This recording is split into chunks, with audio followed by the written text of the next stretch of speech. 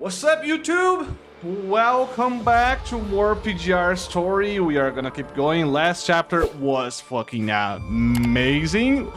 Amazing, that's all I have to say. At the moment I'm streaming this, the last chapter is not on YouTube as well. I'm sorry for that. It's gonna be like a week since I streamed it, and I still haven't posted, but my bad. I was lacking. I'm gonna post it real quick. But yeah, anyways, last chapter we had the Chu story with Watsu. I thought was amazing despite how twisted the love of them were. But yeah, it was amazing. I love the ending they got. We started our Punishing Wives arc. And yep, that's it. I have never been more excited for a story string like I have for this one, precisely because of last chapter. That was amazing writing. We got new mechanics in the gameplay. We got some codings to play as character. But yeah, here we go. Kowloon Metropolis. And Kowloon is the name of the group that Chu and Pulau were part of. So we are probably arrive at the city that they wanted to be, right? Well, I already know budget voiceover. Sound of petrels trickle through the air, but the singers themselves remain unseen. Their instrumental chirps lighten the atmosphere. Yo, is that a shark over there? Cap, lend me your sight for a sec. How many times have I told you, Camille? Be patient and prudent while on standby. But hey, even the Grey Ravens are roosting over there. Emily points to where Liv and Lucia are standing. Lucia, as always, is carefully studying the surroundings. Liv, on the other hand, seems a bit excited by the sight of the sea. On an unrelated note, Pulau gifted Lucia the stage costume from before. Liv is leaning against the ledge, one hand on the taff, Freyo, I don't know what that is, the other stretching out to the sea as if fishing for something. At Lucia's hint, Liv noticed the gaze from everyone. A blush slowly creeps over her petrified face. See? Even the Grey Ravens are chilling and having a good time, Cap. We should take a break too. I like this music. It feels very lighthearted. As lighthearted as Kamui wants to be right now. Until the ship reaches the shore, we cannot let our guard down. Commandant, could you please keep your people on their toes? Let's get some rest while we can. I'm the commandant, and I definitely would say that. Very well. I respect your decision. Oh shit! Are you good now? I am terribly sorry. We're still fixing up the previous system malfunction, so I cannot dock just yet. We hope you're doing okay on the ship. Is she good now? Oh, thank you so much for the lurk. Undead, thank you so much for the lurk. And oh, Muker, I just saw your message. Just change the model. Okay. Thank you for that. So every 240 RC skin change the effects because Bianca's 240. But she's on the shop, you know. The figure walking over is Yaji, a member of PLUME crew. Once an enemy, but after the death of Valier, she confessed her wrongdoings, even offering to make up for it. Okay, so Chu's gone, Waxu's gone, Yaji's now on our side, I see. Well, at least this time we're not surrounded by enemies, so that's a plus. Suppose you're done getting things back in order on the ship? Only halfway or so. Pulau and the others are still busy patching things up. I came here to check if you need anything. Well, in that case, let's talk about something that's on top of everyone's mind. You're absolutely sure we are headed for that city, right? Yes, the ship will return to its true course as soon as the system comes back online. You'll see the real Kowloon soon. Are there still people living there? We may have been gone for a while, but according to the detail in the other plan, Kowloon's built to last. An urban fortress where cultural relics and important technologies are preserved. Wait, so if there are people there, why did Chu and her people left there again? I don't remember that. I thought the sole reason they left was precisely because they could not afford to live there anymore. Okay. Have you made contact with Kowloon since you restored the system? Say, reporting to them about your return. About that. Hey, don't pause on that. The place can't be usurped like this ship or something. Oh my god, or something, can it? That would be an unlikely scenario. It is only that our messages are well met with silence. I don't mean to offend, but I assume you wouldn't make an elementary mistake like messing up the channel frequency. Naturally, we matched up everyone's database to reconfirm the frequency is correct. If that is indeed the case, then something must be going on at our destination. Lady Yaji, we found a usable port. A sudden message from the loudspeaker interrupts the conversation and draws everyone's attention to the port the ship is approaching. Looks like a thorough investigation is in order. Oh my god, it's not through. Looks like a thorough investigation is in order. Might I ask for your squad's assistant, Grey Ribbon's commandant? What do you think? Let's do that. What do you think, Lucia? It's not safe to split a commandant. We should go with Chrome and his team. An almost animalistic siren pews through the ship, drowning out everyone's voices and the jitters of the crewmates. Docking time! Okay, water.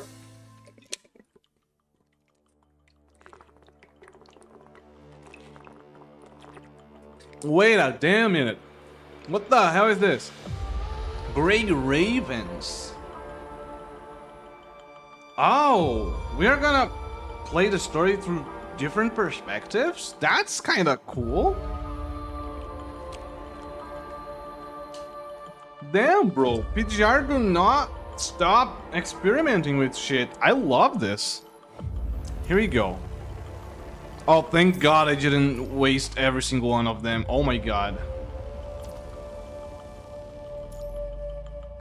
Well, it's my own team, so no new characters for now. As soon as the ship docks, everyone aboard rushes ashore. Yet, sensing the uncanny air, the Kulon crew shouts and stops the stampede. Not a single soul is at the port. No sailors, no mechanites. Something's afoot. The same thought flickers through everyone's minds. After discussing it with the others, all of you reach a consensus and agree to Chrome's plan, which is to send an elite squad to scout the area before doing anything else. Okay, sounds good. Setting out from the port and walking a long distance, a wall shows up, towering before everyone. Wait, like hanged invisible wall? What is this? Is this a city wall? Oh no, it's actually a wall. Why there is this rainbow prism in my screen then? Let's ignore the size of that thing first, but something strange is clearly bubbled around the city. Okay, so they are addressing it. Is it a shield of some sort? A rough scan suggests that the city is surrounded by an extremely powerful signal jammer, along with a layer of virus filter.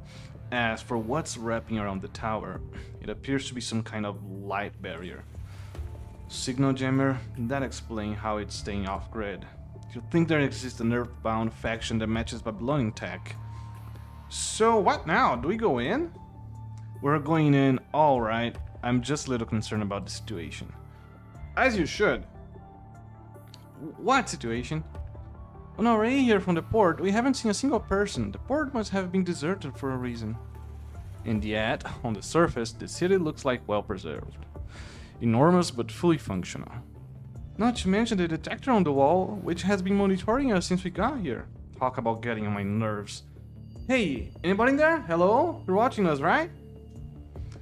Instead of shouting yourself horror, shall we just enter and see for ourselves?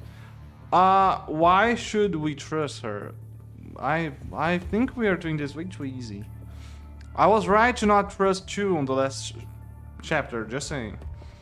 Yaji, if you're here, what about the others on the ship? Given their circumstances, I figured it'd be best if I lead you into the city. Are you volunteering to be... Did something really happen here? Only because I need your help too. Even I can't be sure what's going on there. We won't make any progress standing here. Let's go in. Okay, let's go in. And, yeah, oh. Silent, still, but alive. The stagnant city greets you with neat rows of commercial buildings and streets, lined by glittering, newish-looking goods. Huh. But Still not a soul to be seen. Liv, have you detected any biosignals, or for that matter, any mechanical frequencies? No, not within my scanning range. As for machines, I only some terminals, nothing automatic. How could this be? Where has everyone gone off to? Maybe the corrupted already stomped through the place and... Impossible. The streets would have been ransacked if the corrupted had been here. Besides, the city is protected by a fully functioning filter.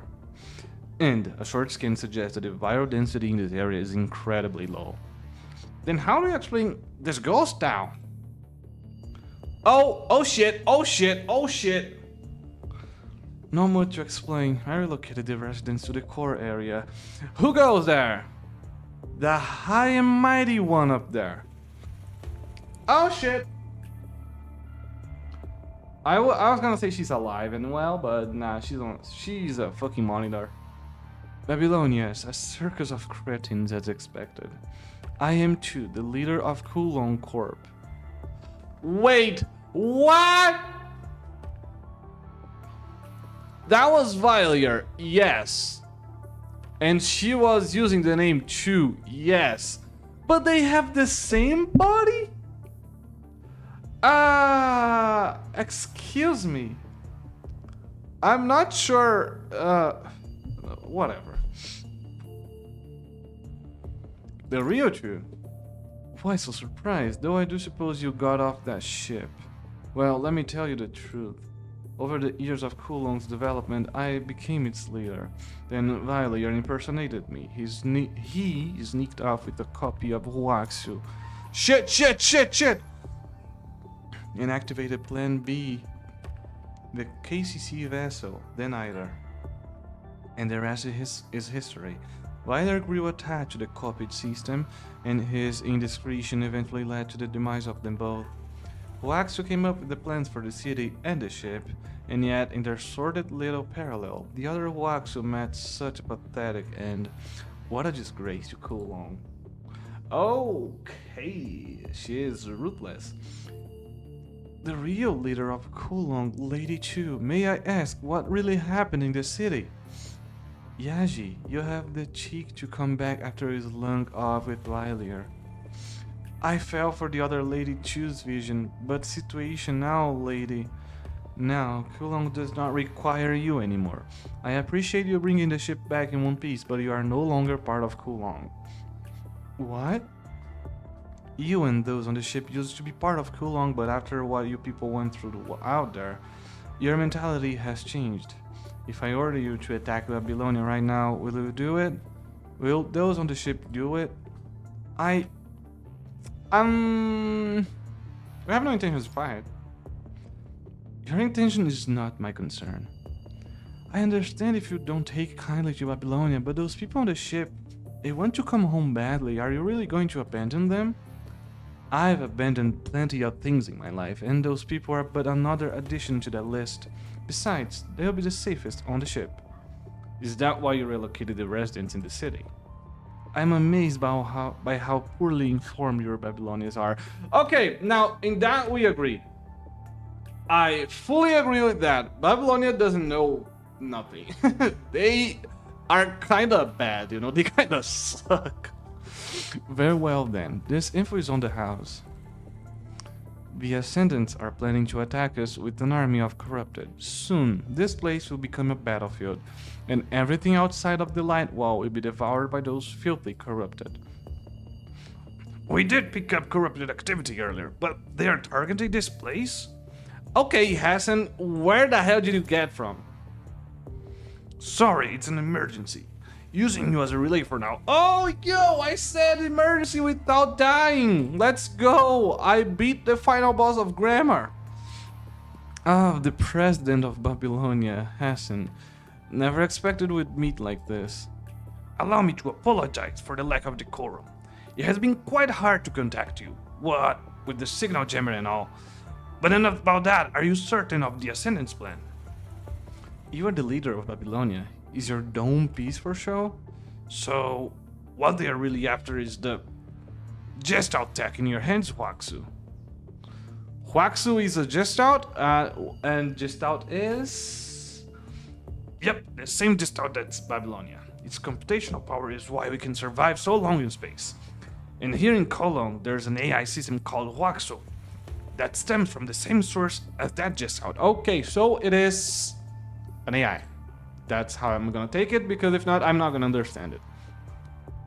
If something so important falls into the Ascendant's hands, Babylonia will be imperiled, which is why I propose that we join you in defending. Proposal denied. So nonchalant, bro. I already think Chu is gorgeous. If she keeps acting like that, I'm gonna fall in love, you know? Huh? But why? Cologne has its own powers and its own rules. We will determine the fate of Earth on our own. And we do not require any assistance or meddling from anyone, be it from Babylonia or the Ascendants. The siren! Commandant, a large number of enemies detected. We are ambushed. Kamui, been waiting for this, ready to engage on your mark. No, we're falling back. People of Cologne, fight off the invaders. Oh my god. Oh my god. Protect Cologne, down with the invaders. The enemies are closing in, and they are all constructs. Constructs? You must be kidding me.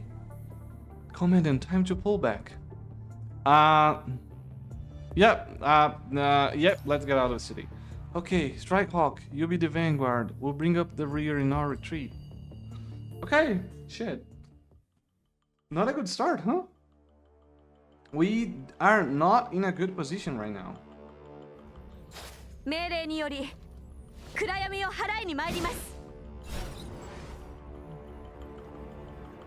How could this be? Now isn't time to be emotional. Let's leave. Our enemies are construct squadrons. Don't lose your focus. Yep, you got it. There's no way. We can fight these guys? Like, actually for real? Holy, that's so sick! Okay, these are the best designed enemies so far. More of them coming up ahead. We can't let them surround us. Hurry. They look so sick. What the hell? Woo! I don't even want it to end quickly. There you go. There's too many of them. More enemies about. Everyone, watch yourselves. Here comes another one. Nuh-uh. Oh, this one is tanky. This one is tanky. This one wants it. Oh, he's dead. Never mind. Wait, they've dropped their pursuit? Whatever, let's just get out of here. Bro, when Call was right, when you finish with Selena and her ultimate, this is, oh my god, yeah. This is just amazing. Selena is too beautiful. Oh my god, Celica. Oh my god, we are in Babylonia. It's been a while. Just locate Strikehawk and Grey Raven. They lost the enemies. Tell them to be standby and wait there for further instructions. Understood. These Coolongers must have lost their mind. First, they reject our proposal to fight against our common enemy, and now they're attacking us? Flexing their muscles, I guess. Utterly vain and stupid. Now that your negotiation failed, the time to step back and let me take the helm. I'm going to dispatch an elite squad to bring back that AI to keep it from falling into Ascendant hands. That will only lead to more conflicts with Cologne. You got any better idea? You don't seriously expect us to sit on our hands waiting for them to defeat the Ascendants, do you? What I'm trying to say is, that we should join this war. Do I have to remind you that Cologne has flatly turned down our alliance proposal? Doesn't mean we can't act on our own. We're gonna go in and defend the weakest parts of Cologne. That's my plan. As he speaks, Hassan unfurls the map of Cologne and marks the route Grey Raven just traveled with red circles. You can't be serious, Hassan. It would be a huge area to cover. Do I look like I'm joking? For this fight, no. This war, I'm going to be at the front lines. Celica, Yes, President? Spread the word. Gather everyone available. Tell them to cease all current tasks, accept the priority as ones, and redeploy them to Cologne for this defense campaign. Okay, so we're gonna have an Avengers Assemble moment? Is that what's happening here? What about the supply line? Set up a large base like the one we use in the field operations. We only need to ensure access to emergency supplies. Nicola, if I put you in charge of Babylonia while I'm away, will that be fine? I never liked Nicola. I don't like this idea at all. I don't like it. Why go to such lengths to help an organization that refuses to partner with us? We have to. I don't want to miss another chance. I'm sure you can understand that, Nicola. If we're going to fight a war, we need to mobilize every resource we have, Hassan. My thoughts exactly. Okay, they agreed, kinda. They agreed, kinda. Who is this now? Which perspective are we gonna take on?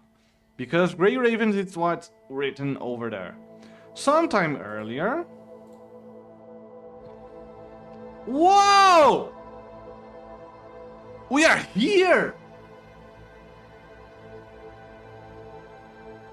Wait, let me keep going. I don't know if we're actually where I'm thinking. The Fisher land that we protected with the people of the forest, that I also forgot the name, but they are the centaurs constructs. In an Arctic land, a fisher burdened by a bulging bag of tools is trudging forward in the snow. Ahead of him is the port shared by members of the Arctic Route Union, with a couple of ships lazing nearby. A group of sailors are huddled around a furnace-like heating device, chatting away. The fisher strides up to them and shouts in his signature booming voice. It's the same dude! Oi, we sailing today? His deafening voice does snow off the trees and draws the sailors' attention. The words evidently reach them, but the fisher is met with a no gesture by an annoyed-looking sailor. Aye, come on, let's sail today! The fisher is aware of the gesture, but he continues on and joins in with the sailors. Yep, it is the same people. Not one do. Y'all keep saying that over and over. How long y'all have been on your vacation? We ain't lacking, mate. Why else do y'all think we're here? Bro, I am gonna be cancelled. I can already see it. It's alright. Why even are y'all here if I ain't getting back for sea? The fisher flares up at the sailors. The winds are stable to the point that staying on land is blasphemy. The sea, the fishes call.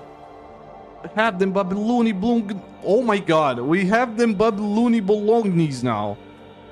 Just that one of these simmers if gets all vile like. Come on, let's board. For the last time, no sailing today. The fisher was shaking and rattling the sailor. Unable to take it anymore, the sailor stands and tries to reason with the fisher. I know why our fishers ain't sharing pipes with one another, but we've been repeating it the corrupt in the sea. There's our eyes corrupted there, and we having them big fat cans on the ship. Just listen. The corrupt in the sea's been hiving it up, getting all feisty like. And since whatever, them stray red eyes been banding all together in one place. Stray reddies? Even those from the no man's zones. Yeah, for some reason they all have died somewhere. Don't know where they be headed, but they are relaying through the sea. Hearing the sailor, the fisher begins to realize the gravity of the situation. He pulls out the tools, tilting from his back, and slings them astern. We gonna be safe here? At least for now, they're not trying to land. Simply shuttling up here before going somewhere else. So them corruptors getting few around here, aye? When they don't swarm it all up in the sea, and we should be safe to go? I guess. Oh, hey, it's her, what's her name? It's the one that, It's the one that took the new role of guiding the people of the force, if I'm not mistaken. It won't be possible. Interrupting the conversation is a spear-wielding Centaurus, followed by a group of her kind just like the fisher. They are bearing bags. Oh, Forest Guard. Bro, it's Forest Guard. It's the simplest name ever and I had forgotten. There ain't any of them corruptos here, eh? Astonished by the presence of the human and the hybrid constructs, the fisher asks inquisitively, curious as to why they are here. The corrupted are all in the sea. We are here for something else. Man, we don't know when the corrupted will be back, but this much we know. Nothing good will come out if they gather up. So can we borrow your ship, sailors? You're tailing him, Red Eyes? Yes, to find out what they are up to. I have a bad feeling about this. What do we do, Cap? The sailor turns to ask the man who has stayed silent all this time. The man ponders, his eyes darting between his ship and the forest guards. Can lend you the ship, but on one condition. Diana furrows her eye. Diana, that's her name. Furrows her eyebrows at the captain's response. She falters a little, but she quickly hides her expression. We don't have much to offer in exchange. If it can go cheaper, not for this, no. The captain loudly interrupts Diana in a sullen voice. An embarrassed look crosses Diana's face. Because you're sinners? Ah, you think I still care about that? You can have the ship, sink it, whatever. But all of you must come back in one piece. That's my condition. Oh! Yo! The redemption arc! The redemption arc! Bro, I am so glad we played the interlude. Because this means so much more now. I'm so glad we played the interlude. Diana's consternation quickly gives way to joy. She holds the captain's big stretched out hand. Thank you. We promise to hold up our end of the bargain. Alright then, boys, give them the keys and get your stinky laundry off the ship. Wait, Captain, are we not going with them? We can't fight, we'll only hold them back. That I'm sure of. Alright then, move it. Following the captain's command, the sailors swing to action. Even the fisher, still in a daze, joins the effort. The forest guards murmur between themselves. Do you know the art toward us had changed so much? Right? Right? Which is all the more reason for us to find out that what the corrupted are up to. Not only to protect ourselves, but also to protect this place. We'll board the ships as soon as they're ready. Forest guards prepare to set sail. Understood. Rosetta. I know you'll do the same thing. Okay, so Rosetta is actually dead? Fuck. Yo, she dead. Yeah, this is PGR, bro. This is no other Gacha. This is fucking PGR. That's pretty much it. Oh my god, that's insane. Why do I feel like Diana and the forest guards are all gonna die? I feel like they are all gonna die, and I don't want to see that. Report, we drove those Babylonians out of the security area. Good. But they're... What do you mean chapter 31? No spoilers, Milker, but I don't know what that means, so yeah, I'm just gonna keep going. But they're not showing signs of backing down. The monitoring device suggests that they are even planning to make camp in the outer part of the city. Lay Chu, should he launch another attack? That won't be necessary. They're only here to defend against the Ascendants. So are we going to join forces with them? I don't see them as our ally. We'll deal with them when the time is right. Understood. So they too will be our enemy. Is that what I should tell the others? Yes, and a big pick about moving the artifacts and the other exhibits. Speed up the database relocation to the core facility within the walls. This OST is fire! This OST is fire! We're already on it, Lady Chu. Now that all major factions have gathered here, we need a change of plans. What a dump. The Ascendants quietly set foot in the city, but the area they find themselves in has long been abandoned too long. Roland! This guy is back! Let's go! Finally! Clingers to the old world they are, they've been preserving not only local artifacts, but also using relics from other cultures, or so I've heard. Who the hell are you, girl?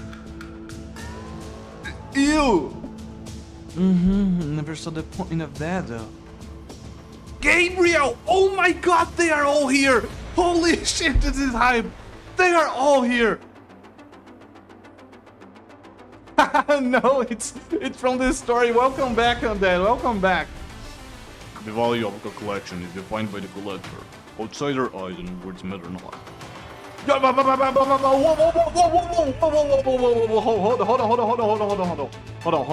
on. It says Lamia right there, blah blah blah. Shut up, Milker. I know. But I have no idea who is she. Like, if she is one Ascendant as well, that's the first time I see her. And I presume this is Luna. Bro, are you telling me Luna is here too? There is no way. There is no way. Yes, Miss Luna. Oh my god, man, she's here too. Holy shit, I am so hyped. An Ascendant playable? I mean, Roland is playable, Luna is playable, so probably Lamia is playable too. I have no idea, to be honest. You'll have to lend the book to me someday. Corrupted slowly make their way through the opening and gather behind the Ascendants, praying, worshipping, waiting. They know not what is to befall. They know only that they follow orders. My dear God! Alpha is here! Bro, this is about to be Avengers! Hold the phone! Oh my God, okay. Okay, I am so hyped. What the hell is going on here? Everybody's here, bro. The Ascendants are making a full-blown assault on Kulong. This is awesome. Quite pitiful numbers, but sufficient, Alpha turns her gaze to Roland, then to Gabriel and Lamia. They reach a mutual agreement. Gabriel and I will stay together. Lamia, you do what you do best and find a way inside the city. Huh? I have to be on my own, Miss Luna. Please, Lamia? The idea of going solo seems to have frightened Lamia, but Luna only answered her plea of help with a gentle smile. Nothing is gentle about Luna. I am pretty sure that nothing is gentle about Luna, especially if she is the Luna from the interlude. If she is Lucia's sister. That's settled then. Take her fleet of corrupted and move out. Luna is gazing to the distance. Alpha commands the other three in her place. Tourism! How exciting! Miss Luna, to wait for my good news. Oh, I need a manual for how to work with these people. The three leave with the corrupted, and silence takes over. Luna nudges toward Alpha. Sister?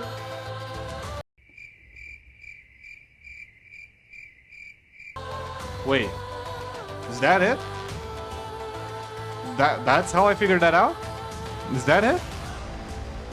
Sister, just for a little longer, like this. As long as you want. Okay, so that's how I figured that out. Luna is her sister. Wait. What is happening here? Why does it say stage 13? Bro, it says stage 13. So are we gonna play something in the future? And then in the storytelling, we're gonna go back and explore what happened prior? Because if that's what's happening, PGR is awesome. They are experimenting a lot. And since no one answered Undead about Lamia being playable or not, I'm gonna assume she is. They probably didn't answer because it's a spoiler, so maybe there's that. Okay. Okay, here we go. Oh my god, everybody's fucking here. Is this Aslan? Is this Aslan? No, this is the station. We played Bianca here. This is the station, never mind. I see. It was a really close call back there in the space station then, Mr. Watanabe. I thought we were going to run right into the virus ball. Watanabe's here. Bro, if we see Bianca, it's over! Same here, that was a plan too. Still a bit early, but we've got enough rest, might as well set off. At the train station, a group of people in windbreakers are sorting their belongings. Faced by the corrupted remains scattered on the ground. Didn't expect you to contact me. You removed the Hassan or something? Oh shit. If it's that easy, I'll be at the helm, not contacting you for seconds here. You people are ready, I hope. Yeah, just for the record, we aren't cooperating with you. We're only doing this because the Ascendants and the Corrupted are mankind's common enemies. Call this whatever you like. As long as you pull your weight. So, how do we get to that cool long place? You gave us the cores, but we don't have any flyers left after the space station. That's why I had you rally here. Ah, I see. You got Akdilek as well. Okay, Akdilek, we are going to Aslan. Bro, this is quite literally the climax. This is the end of the first arc. Everything is connecting. As Watanabe is trying to figure out Babylonia's agenda, a speeding train pulls into the station. Before it comes to a complete stop, two constructs, Shengyu and Sophia. Sophie's back! Oh my god, they are back! I am fanboying so hard. You know, we've been frequent trade partners, but this is my first time seeing the Forsaken boss in person. Nice to meet you, old man. I'm not your old man. Shengyu, you have to hold your tongue like what Jamila said. You hurt his feelings. I still don't trust Jamila. Bro, that smile of hers gave me nightmare. Oh, she's here. I didn't say anything. Hello, Jamila, you beautiful queen. I have never said anything about you. I apologize on behalf of my two bodyguards. They are not very good with the words. So that's how it is. Akdilek's in cahoots with Babylonia and getting all pricky about us Forsakens, all thanks to that little train rendezvous. It was a diplomatic joke to lighten the mood. Surely you understand, right? Bro, don't mess with Jamila. I'm telling you, she crazy. A bunch of rotten schemers you all are. I said it before and I'll say it again. You people should be rounded up and ruled with force. Bro, I hate Nicholas so much. He's just like the commander of the Night's Watch in Game of Thrones. I completely forgot his name. The insufferable dude. He does the right thing, but I can't stand him. I can't stand to hear his speaking. But he does the right thing, you know. There it is! That creepy smile again. Hell nah. Hell nah. Then you have to redeploy some of your troops in Kulong to keep us in place. Bro, get the hell out of here, Jamila. Anyhow, if you excuse me, I still have to attend to my commander duties. Please hold up your end of the bargain and send me reinforcements to Kulong. Nicola, quite the polar opposite of Hassan, Interesting. Well then, Mr. Watanabe, leader of the Forsaken, listen. All carriages starting from number 5 are yours to use. Since we're short-handed at the moment, you have to move the equipment by yourselves. This is another joke of yours. What's with the bunch of corrupted on the back of the carriage? Must be the weather. Well, since you have nothing better to do right now, could you help clean the carriage? You did hitch a ride after all. Okay, she good. Sophia, you, let's get back in the train. Understood. What do we do now, Mr. Watanabe? What else? Grab your stuff, let's get cleaning. Okay, she good. Where is the new frame of Watanabe though? It's not his new frame he's using. I think that's also why we're not gonna play him, right? Okay, let's clean up the back of the train. Oh! We are actually gonna play him. There is a huh? I'm gonna sound like the most stupid PGR player in existence, but I had no idea we had a frame for that version of Watanabe. I'm sorry. Mr. Watanabe, stay vigilant. These hetero Mercubes are all potential threats. If I'm right, there must be quite a few corrupted around here into these caves. They must be the remains of the gravity core. They're adapting to Earth environment. Oh, I'm gonna play my team. Never mind.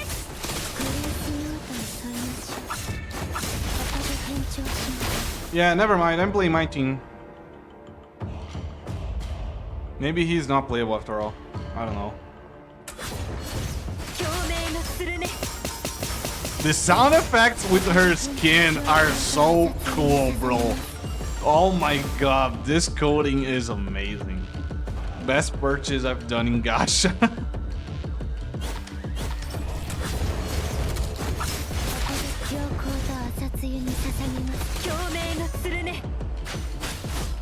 There we go.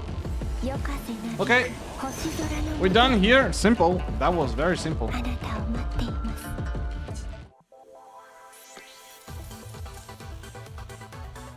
Water real quick. Oh, we're gonna play my team again. Okay, alright.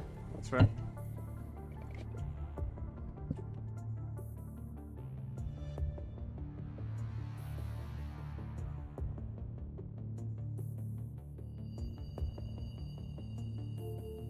Alright, I'm back.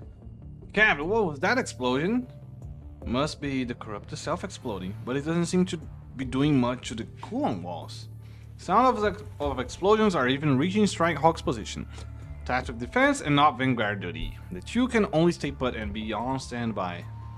Dude, Vera is here. What is happening? Vera is here. Vera. I haven't seen this girl in forever. What is happening? What in the actual hell? If their doors are so flimsy, those shut-ins wouldn't be arrogant as to turn down our help. Yo, you can see her belly button. That suit is tight, lady.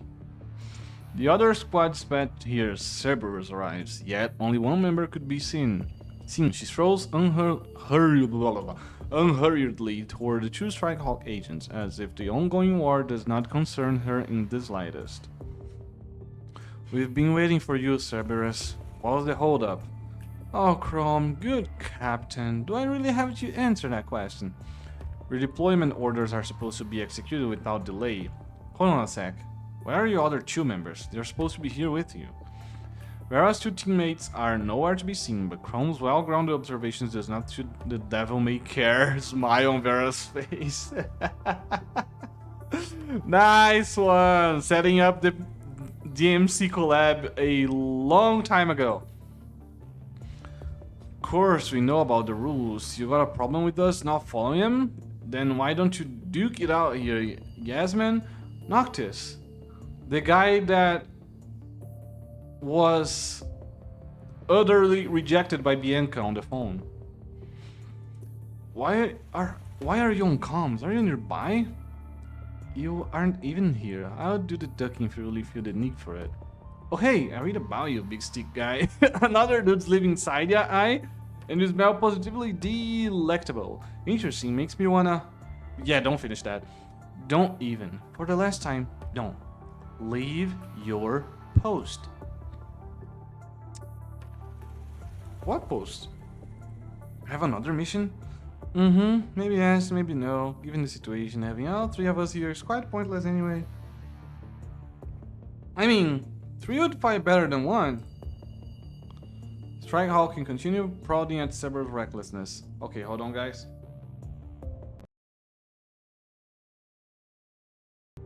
I had fun, I had some problems. Before Strike Hawk can continue prodding at Cerberus' recklessness, another quake draws everyone's attention to the sky. Enemy coming above! Oh, it's a corrupted drone. Following the warning from the comms, a swarm of jet buses corrupted flying to the city. Some of them land where the 2 squads are. Crum, these are not ordinary corrupted, are they?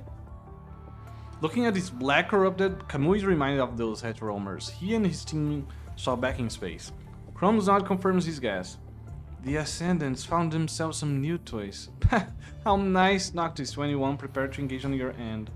Roger! Let's do this, Kamui. Here we go! Bro, Strike Hawk, Cerberus, the Watanabe team, Forsakens, Ray Raven, Akdilek, everyone is here. Every single one of us is here. There must be an Ascendant behind the assault. What are you planning on doing? Too many questions, Mr. First. Well, you can have the floor here. Ta-da! Alright.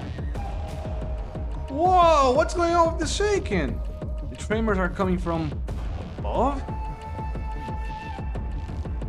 Oh shit. Oh shit. Run, Elisa, run! Captain, is it just me or is it getting more claustrophobic in here? A trap, huh? It's starting up again. Concentrate, there are few enemies around. No, they're not. I killed them all. Oh shit. Oh boy. Oh boy. Okay, there are enemies now. Not anymore. Oh, it's done squishing down on us. Haha. No, it's building up speed and accelerating. Oh shit. We better be fast then, boy.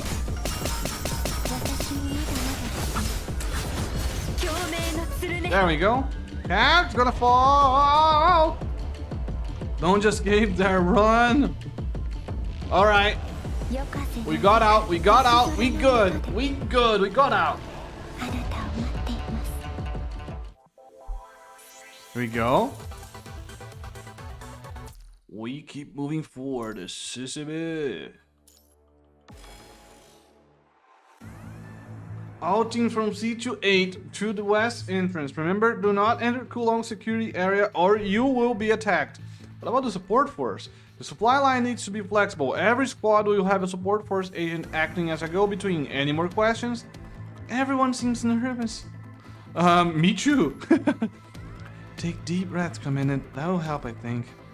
Time passes, more and more construct squads land in the area in response to President Hassan's call to arms. Meanwhile, all sorts of combat facilities are being set up near the border. They all battle hard, and none have been a war of such scale. A mix of nervousness and excitement quickens everyone's steps. We're up against not a regular corruptor or just one ascendant, but a well-disciplined army. We would stand a better chance if Kulong agreed to ally with us. Let's give it another shot at convincing Lady Chu. Make her see our side of things.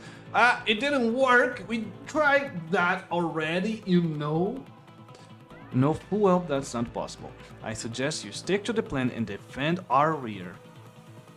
The area behind us is covered with field operation facilities and so is unlikely to become a battlefield. Still, there's no telling what will happen. But this is our home. We should be the ones fighting at the front lines. The real lines matter as much as the front lines. You don't trust us? Of course I trust you. We'll do our best to defend the rear. Ray Raven, right? Your squad R. Please head to the east entrance when you're ready. Okay. Thank you. Elite squad indeed. Very cooperative. I just said okay, dude. I just said okay. Do you think we stand a chance? I think we do, otherwise the president wouldn't have summoned all of us here. Plus, Kulong seems to still be hiding a lot of constructs. We should have the upper hand against the corrupted. So the key hinges on us defeating the Ascendants. Anyway, I've sent a route map to your commandant. Check it for yourself. Oh, there you are. Vera, dressed differently than usual, suddenly shows up amid the crowd. From the ID and the design, the outfit seems to be her actual combat frame. So that is why I mentioned the belly button, because it's a different frame. I didn't even realize that. Vera? What are you up to this time? Nothing. I'm just checking on you after all. After I saw the dangerous thing Asimov prepared for you on his plane. Oh? No reaction? I see, so you don't know. Guess the little toy remains just a little toy. Shame. Vera, get to the point. Maybe I'll tell you if we live through this. Get lost. I can't wait to meet the other Cerberus members. How do they stomach this woman? Bro, Vera is actually way too sass. Way too sass. Like, it's impossible to have a serious conversation with her. You cannot communicate with this woman. Well, at least she left peacefully. Commandant, let's leave and get to our destination. Get along with everyone. Right, focus on the war against the Ascendants. If only Vera could direct her hostility toward our common enemy, right? Hold on, just one thing before we go. Did I miss something? No, nothing like that. Guys, can you extend your hand like this? Okay. Thank you. Lucia, Lee, can you do that too and line our hands up together? Oh, that's cute. That's so cute. Like this? Either hand is fine, right? Yes, that would do. At Liv's request, everyone holds out their hand, forming the shape of a 4-leaf clover. Look, look, look. I've never tried this before too, so please stay still, everyone. Then Liv takes a marker out of her medical bag and slowly draws a strange pattern on the back of everyone's hands. Oh my god!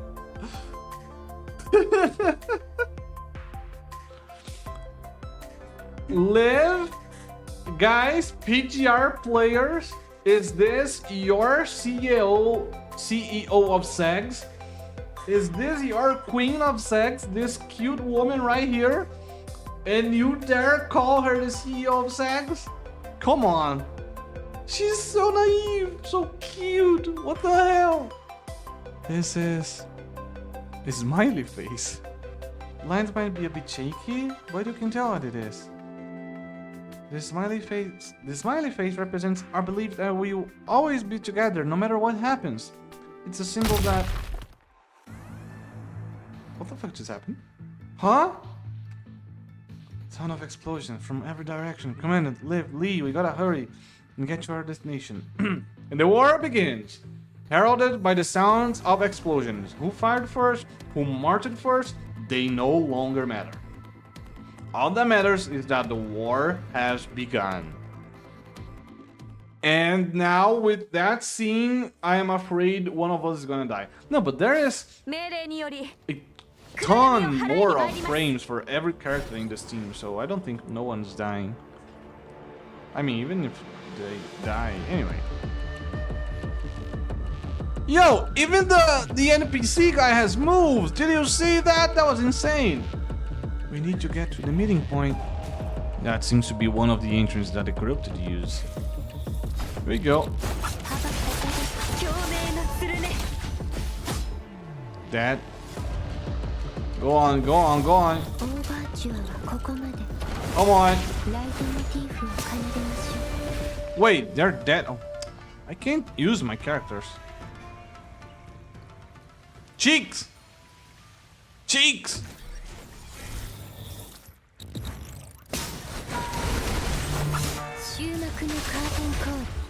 They're really putting on the heat. We must get there as soon as possible. We will, we will.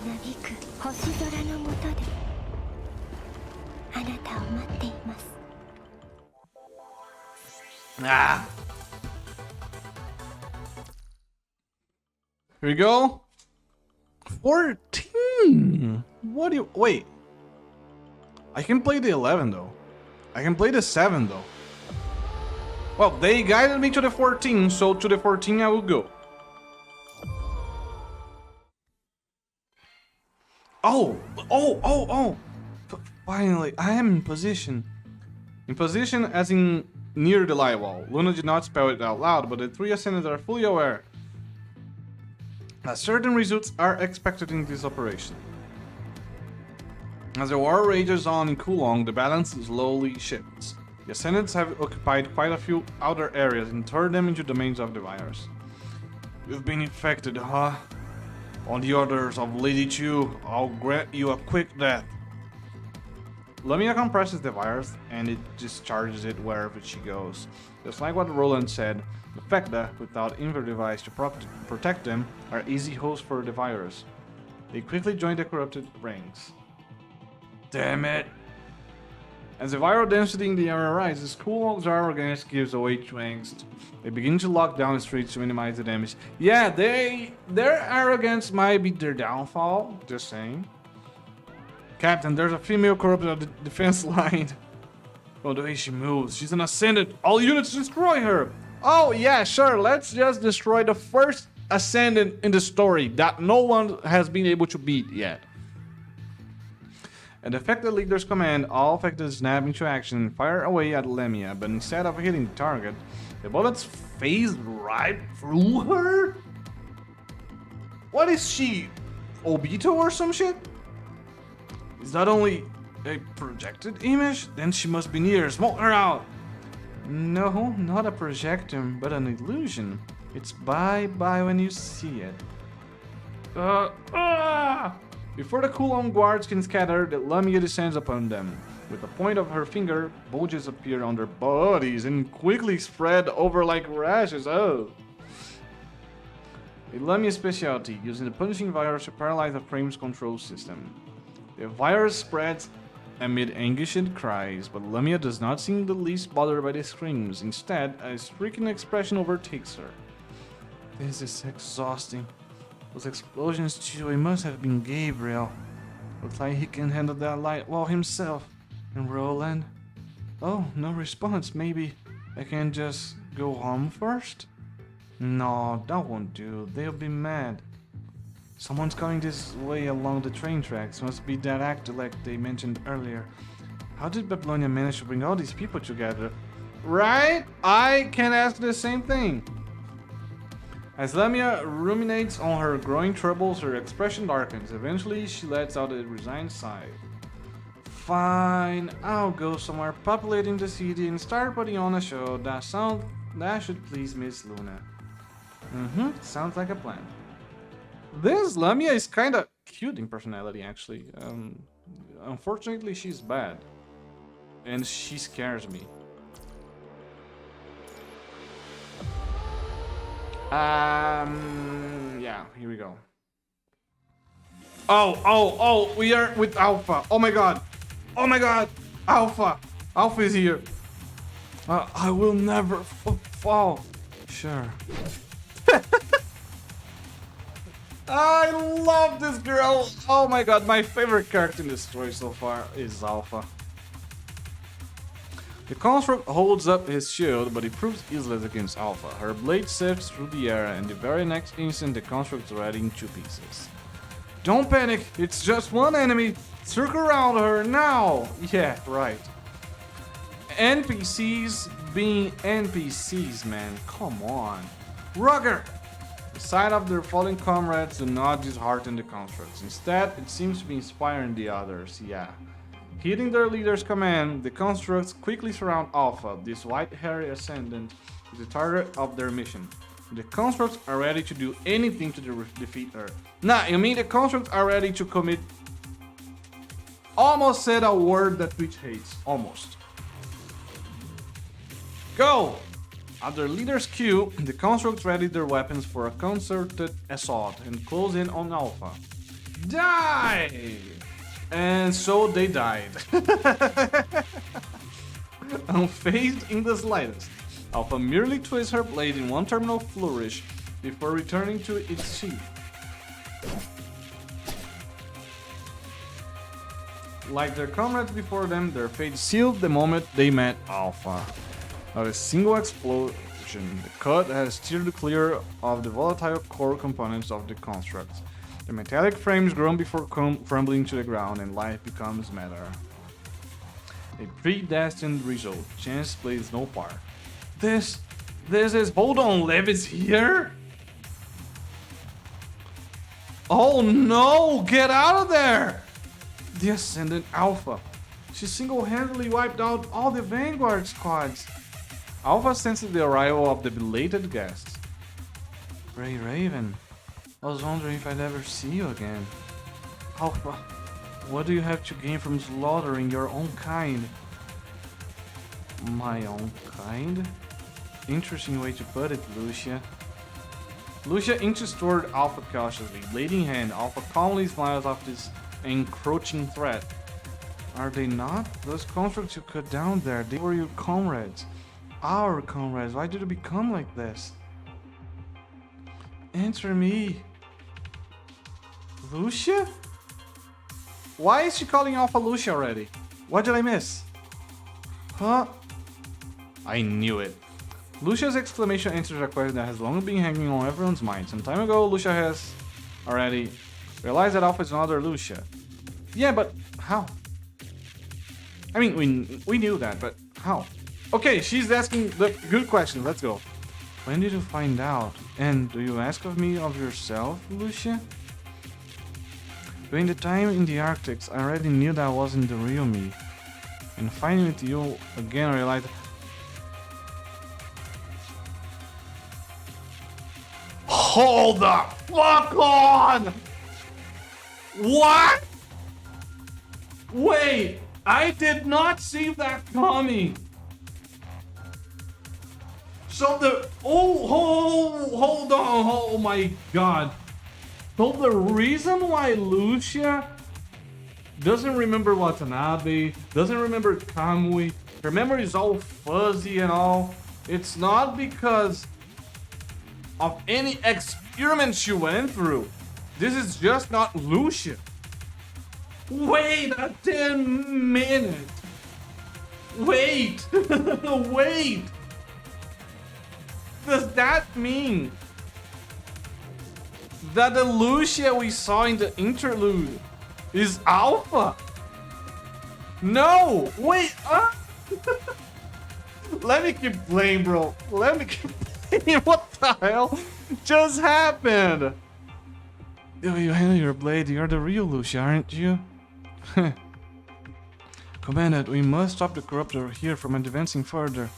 If we occupy this bridge, we can bottleneck their advance. Lucia, you... Don't worry about me, Commandant. Focus on the battle. I cannot focus on the battle! There... Oh my god. Oh my god. Yeah, right. Lucia, I thought you'd grow under that Commandant. I did. But not enough, Lucia. Okay, here we go. Yeah, I hope we would play a Lucia for this story, you know? Oh, yeah, oh my god, I'm so stupid. I said last week that I was gonna build a Lucia to play this story. I forgot to do that. I promise I'm gonna do that for the next one. Commandant, we have lots of heteronomers coming in. Lamia's work? Sloppy as always. I'll fall back for now. Oh. The heteronomers are coming! Oh, they're not!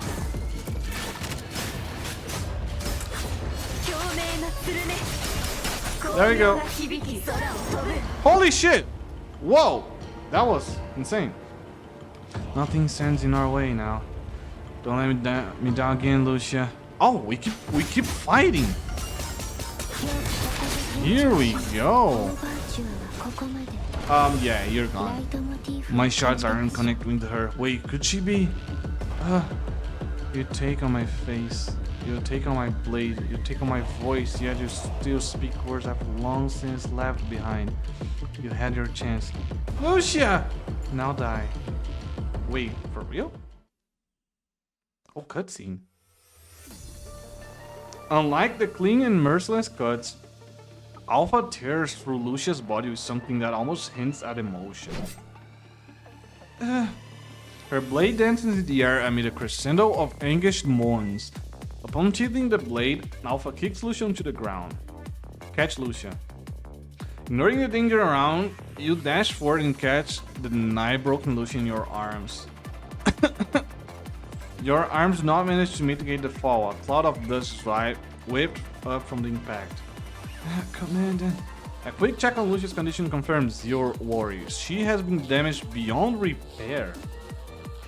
Her body has been completely mangled by these lashes, and an intricate mass of mechanical fiber and circulation liquid oozes out of Lucia's frame uncontrolled. Oh my god! Don't talk. Then how could I answer you? Bro, no! Well, her lower torso is already sliced off. Sliced off?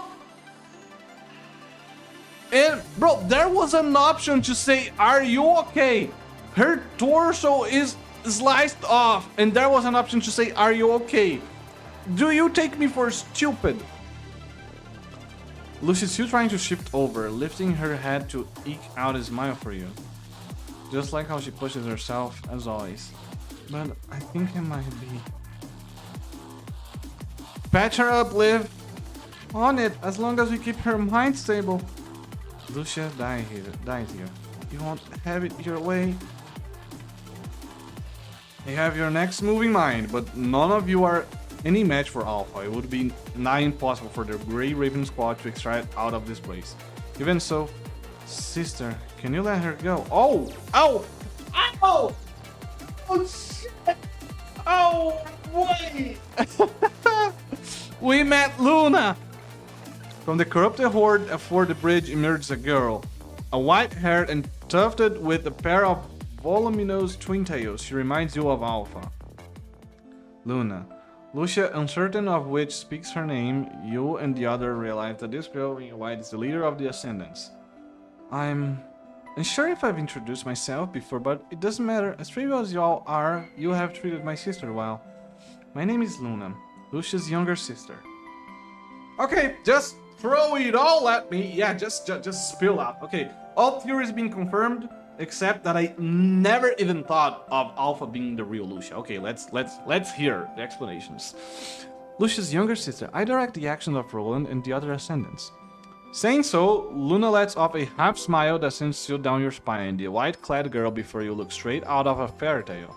Despite standing directly before you, she appears dreamier and more unreal than anything in the world. As for the other details, I'm sure you've all gleaned information about me through various means. Other things... Yeah, she just said that, bruh.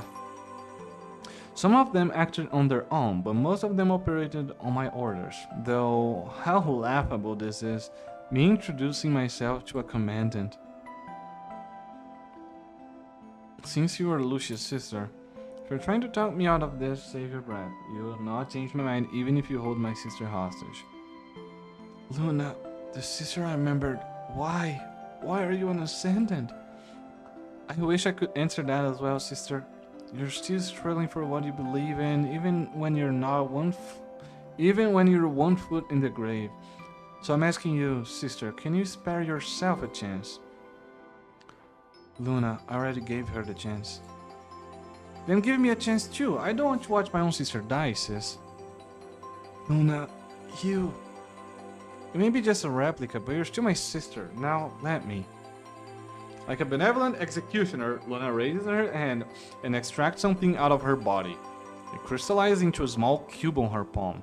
Commandant, it's a highly concentrated cube of virus. Take Lucia and go. Can we really get away? Become an Ascendant too, dear sister. Never. Luna, step back. Yo, Narwhal. That's Narwhal, right? The moment Luna approaches Lucia, a row of javelins plummets from the sky and cleanly separates the Ascendant from you. The voice familiar, but you find it difficult to recall its owner in the heat of the moment, and before you know it, the person has already placed herself between you and the Ascendants. Raven, take Lucia and leave. We'll handle things from here. Thank you. You have us before, we only returned the favor an hour ago. Let's go, Commandant. Show me who they are! No! Don't do this! Show me! Come on, next chapter, next level. Yeah, go. Start. Let's go. Why are we here? No! Take me back, please! Gabriel, how fares thee? Not much progress. Kulong's more powerful than we thought. As far as I can tell, Lamia is having trouble as well. Hey, I can speak for myself. Why am I getting bullied even on the comms? Sorry, I did not intend to offend. Don't mind her. Let's do a sit rep to make sure we're all on the same page. Alpha and Miss Luna will be resting near where we met up, and will likely not join us. They might meet some stray resistance, but not much. Indeed, only the three of us are required. The mere presence of Miss Luna and Alpha is already more than helpful in inhibiting the enemies. Anyway, though Kulong stays still silent, more and more of their toy soldier Vectas are getting deployed. It's only a matter of time before our temporarily enhanced corps will get destroyed. I take it you have a plan. Since Kulong's constructs don't have invert device, we take advantage of our abilities as Ascendants and spread as much of the virus as possible. When we have the plagues all fogged up, they'll become our little puppets. We have been spreading the virus from the start. That might still take a while to show. Which is why, until then, we stay on the defensive and play for time. That's the safest strategy. That might contradict Miss Luna's plan, though I do agree with your suggestion. So what else are you trying to do, Gabriel? I will mount an attack and spread the virus at the same time. You two should act as you both see fit. We just agreed on what to do, and then he just DC'd and went straight to it? Such a doer. That's just how he is. Lamia, don't slack off just because Gabriel's doing more than his share. Yeah, blah blah blah. I like the Ascendants. I like Roland. I like every Ascendant. But I wanna go back. What happened? Ah, shit. We can't hold out for long without Cerberus, Captain, and looking contacting them. We have a channel linked, but it's radio lines over there. Don't know what's going on in their heads. Camus saying that they must have their own plans. Camus? You can even converse with him now? Yeah, he can. Duh. Well, it's kind of like talking to a wall most of the time, but every once in a while he does give me some tips. Tips. Here's one. Ready your weapons. Bro, Camus is acting low-key like Khonshu from Marvel. We'll take care of the enemies, then try to get high ground. Understand, Camus? Yippity yippee. Here we go. Get this done as fast as we can so we can get back to Luna, Alpha, and Lucia. Here we go. Go. Oh shit, this is gonna be a long level. Oh no.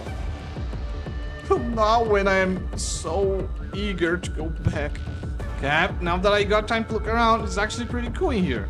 Spare that for later, just move. Oh, by the way, I snagged this on our way out. Stow it away somewhere first, we might find it useful later. What is happening? Oh! Environmental interaction. Okay, they're gone. They're gone! Oh, they're not. Go up. And there we go.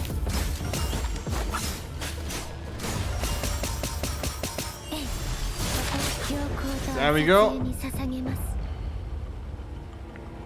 Move. Let's go. Oh, yo, look at that. That's cool.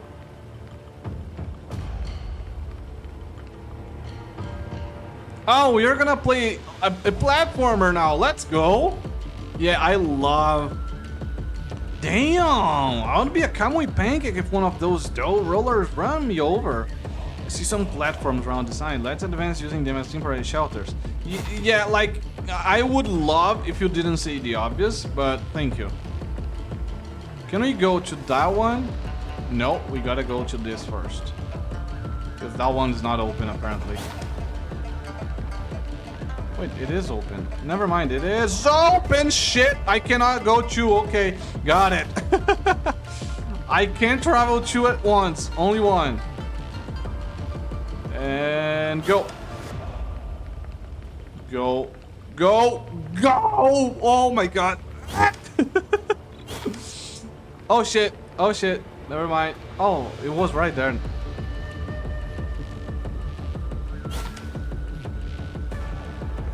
I can go here. Yeah, I can go here. Okay. Done. Nicely done. Oh. Let's pretend I never went to the wrong side, okay? Thank you so much for that. This is what I'm talking about. PGR keep experimenting with their mechanics and gameplay. I love this. This is so fun. Keeps you engaged, especially at times when I want to be somewhere else, you know? Hey Chrome, those are cool on constructs, right? They are surrounded. Let's help them. The aura of the flames is rising from the floor. Move quickly but with caution. Equipment incoming. And how can I know when there's shit coming off the ground? I don't see any signs as of... Okay, now I see it.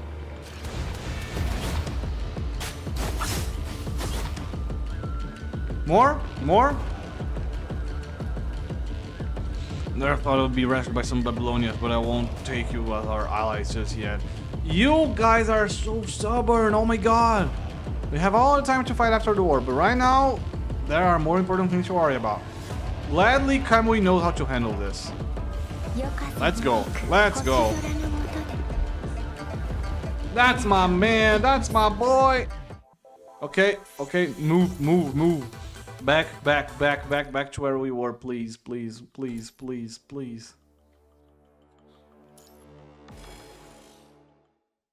Is this it? Soon after the beginning of the war, the outer ring of the city has already descended into chaos. The cacophonous shrieks of the corrupted and the clang of weapons are the only things that fill the air. First, the Babylonian squads were having a little trouble fending off the corrupted, but then they began swarming in. The corrupted grew in numbers and things got out of control. If only I still had a weapon, so this is it. The two constructs have been separated from their squad, overwhelmed by the onslaught of the corrupted. They broke loose from their formation and were chased to a street corner. Don't you dare give up, you morons! The corrupted is about to attack the two constructs when a slab of rubber-reinforced concrete sends them flying to the air. The two find themselves stunned before realizing that they were saved. Concrete? And you are? Looking in the direction from which the slab soared, they see an imposing woman running over. She helps them up and starts checking their wounds. Thank you. May I ask who you are? I'm the leader of one of the squads in the support force. You can call me Bridget. So, I am assuming she appeared in an interlude I missed, probably, right? Because there's no way they were just gonna introduce a new character here. Probably just missed the interlude. Support force? You call those brawls of your support? The word support force induces innumerable questions to the two constructs. As far as constructs know, support force is made of rank and file soldiers or new recruits. That a construct as powerful as Bridget can be a member of the support force is beyond their wildest dreams. Well, oh, she hot. She hot! She got those bazongas! Well, somebody's got to do the support work around here. Bridget seems to have been used to questions like this. She tinkers with the construct as she replies. Yeah, fair point. The two constructs help nods hazily. Right after fixing them up, Bridget hurries off. Boss, Grey Raven and some of the squads have arrived at the interception point. And let's hurry and move to the next reinforcement location.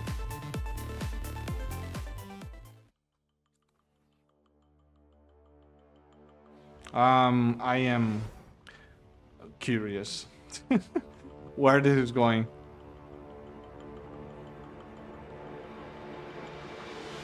Sports here yet? Divide yourself into two teams. One will set up the defense while the other engage the enemies. More corrupt incoming. Just us against an entire horde? As long as we are together, there's nothing to fear. Hold your line. Those are soldiers, alright. They are stupid. These are stupid! Virus, come on! Oh my god. Take them down! Yes, we have arrived at the citizen. The crypto have arrived at. Oh my god, I can't read! I can't read! Done. Oh, there's more.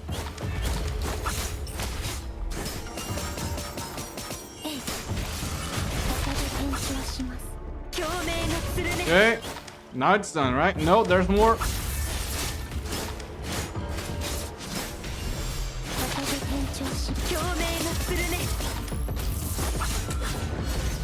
And please die. Thank you. Yo, Selena's animation are so cool. All intruders must be exterminated. These bastards, they're attacking anyone that's not a one of them. I mean, you're about to regret it so much, buddy. Oh, okay. Okay, I told you. Your assistance is much appreciated. We managed to suffer only minimum losses. We can defend this place a bit longer after some rest. But don't push yourselves too hard. Okay. Bridget, new character. I don't even remember seeing any of her frames. Oh my god.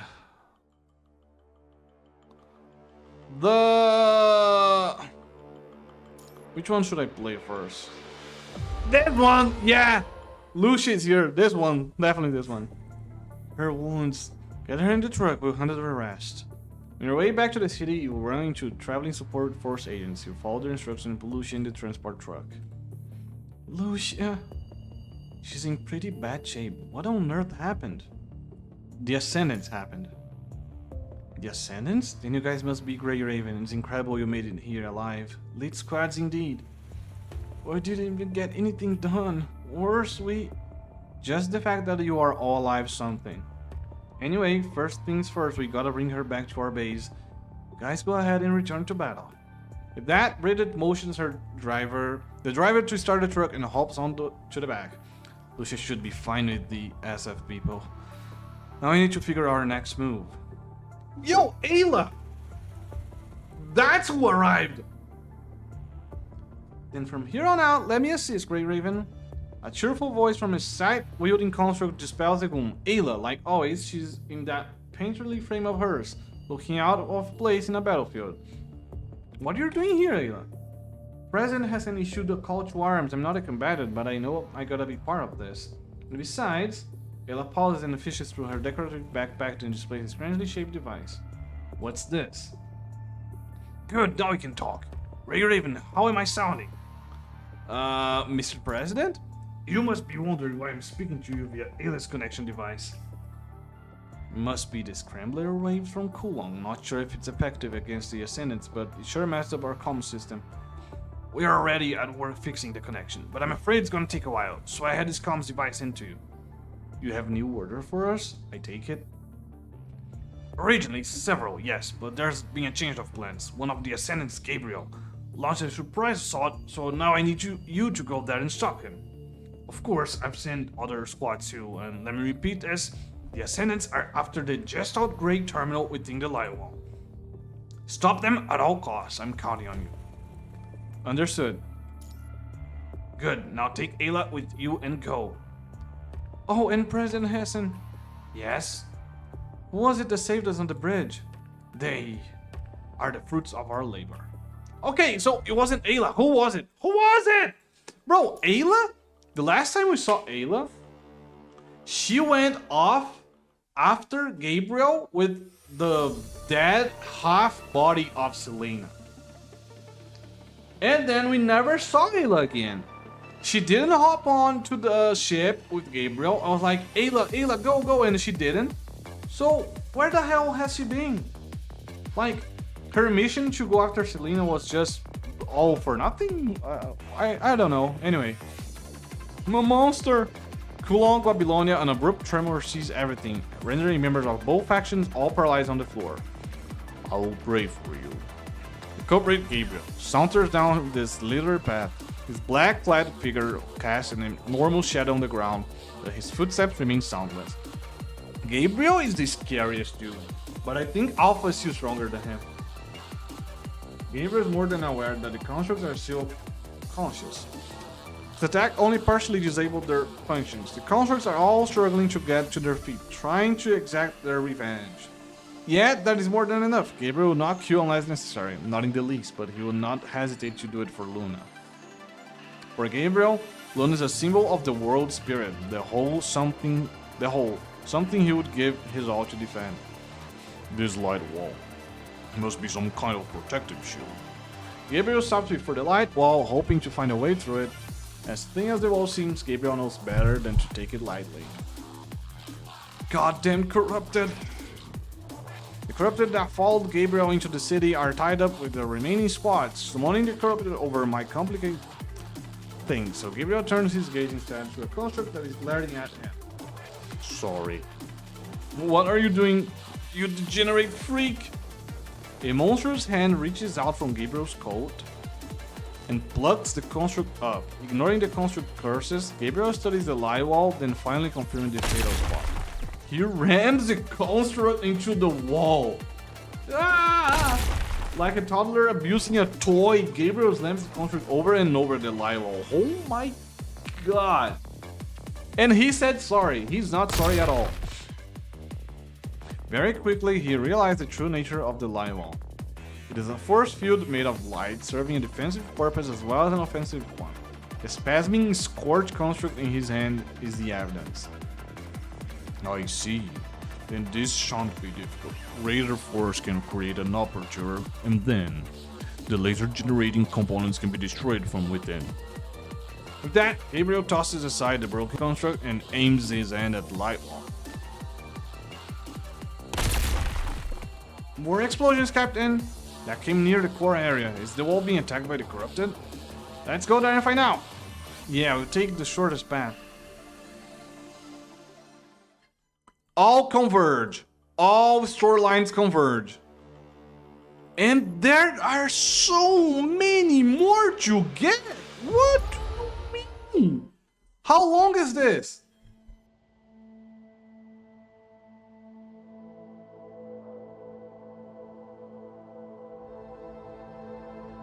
Some hydration. Roll upon rows of screens of assorted size broadcast the battle as it rages on in every part of Kulong. The warring sides, driven by their own agendas, have turned Kulong into a maelstrom that threatens to devour everything. Pathetic, despicable, deplorable, outrageous. The bulk of the city, built up with sweat and blood, has been destroyed along with the majority of the Pegda constructs. Chu closes her eyes and recalls what Kulong was like before all this. Unlike the Forsaken and other ragtag associations, Kulong is more than just some faction established through circumstance. Kulong is a community of people who have foreseen the fate of Earth, and who are now united by the shared commitment to making Tabula Akasha a reality. What the fuck is Tabula Akasha? Everyone gave their all to leave legacy behind. That was the founding mission of Kulong. Some enemies already headed here. That's to be expected. Doesn't take a genius to figure out I hid you here. The Observatory, the tallest building of Kulong Corp, serves as Chu's abode as well as Kulong's command center. Chu has never left the tower ever since it was built. What? How? Never mind. All this time she lived in peaceful seclusion, with her only company being flowers and plants. This is her utopia. Utopia, being alone. Nah. It is utopia because Chu is convinced that Earth will never return to what it once was. Huaxu, will Kulong win? The probability of defeat is approximately... I don't need the number. Understood. Kulong must win. Defeat is not an option. Then I suggest send prime units to battle. Though no more resistant to the punishing virus than Fecta, it can cause greater damage to the corrupted before it falls. Burning the leaves, but not the root. It cannot be helped. Our constructs are built on primitive technology, dating back to before Babylonia rose to the sky. But that primitive technology precisely allowed us to mass-produce the prime and infect the constructs to contain our people. Are you telling me that it wasn't enough? I mean, it wasn't enough to contain people, not the virus and the Ascendants. Babylonia is marching forward, improving their construct tech, and even invented their so-called inverter devices while we have been living in stagnation. Is that you're trying to say? I guess you're spot on. Looks like it's time to do something about it then. Spread the word, activate all prime units, and have the Pactas pull back the defense line. Abandon the entire outer Kulong. Waxu does not respond in words, merely beeping the signal that Chu's command has been accepted. Chu treads toward the edge of the tower to see what has become of Kulong. My hubris, that is my fall, is it? Punishing virus. Okay, interesting. Oh my god. Oh my god.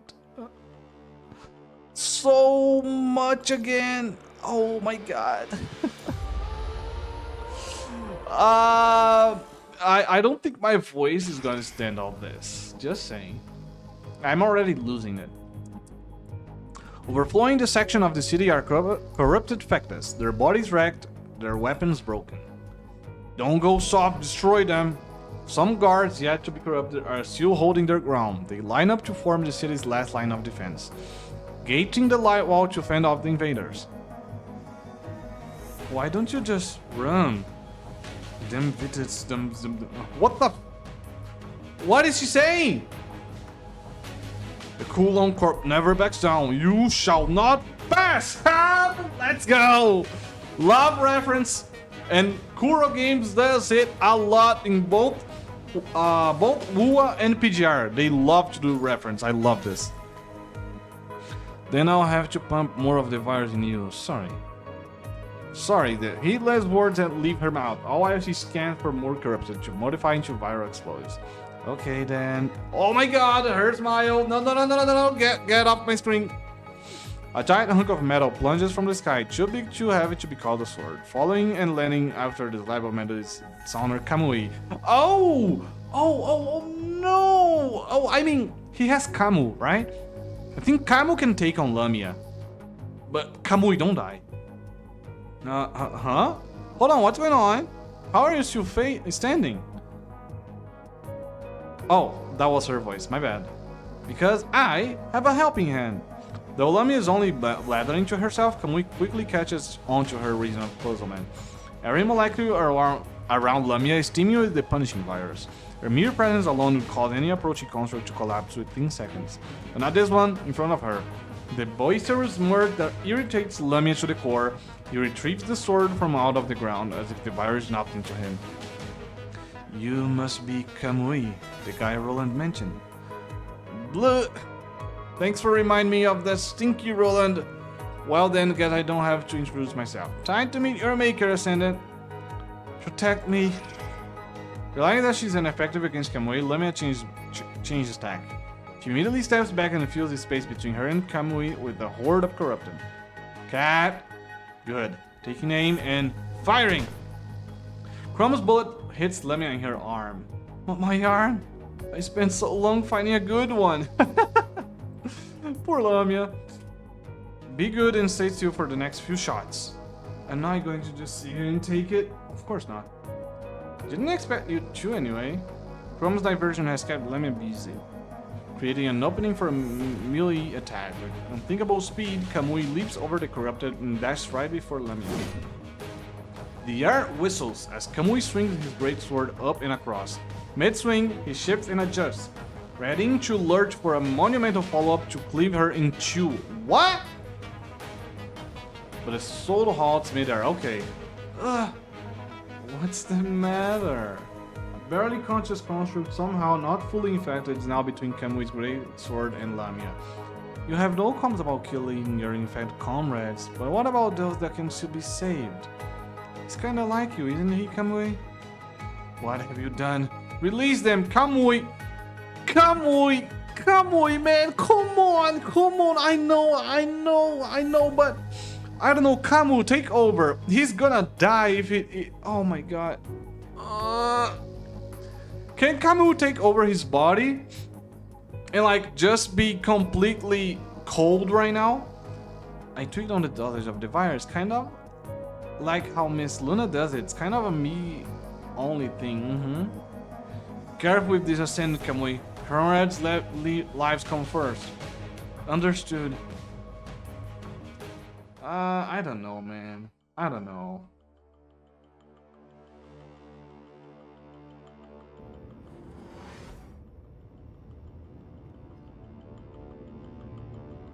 Kamui, you have to save them. I know.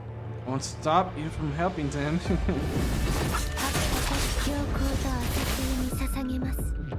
Go, go, go! Yeah, go!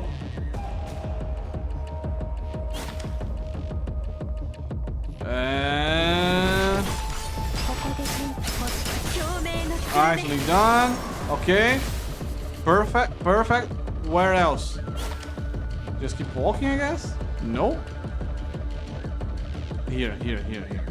You and where's the other? There were two, right? There were two of them, no? Oh, right here. Duh. Oopsies, you took too long. Darn it. Wait, Kamui. Shit. Okay. I got it. Oh my god. Sorry, you'll not be forgotten. Not really. You'll never be forgotten as the NPC who managed to make me stutter. Fucking hell, where should I go now?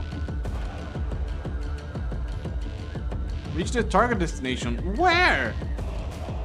Where, motherfucker? Where? Up there. Okay. I won't let you run away. Here, a freshly infected prime model. All for you. Sonic Guard of Kulong? This is a prime model? It looks kind of the same, to be honest.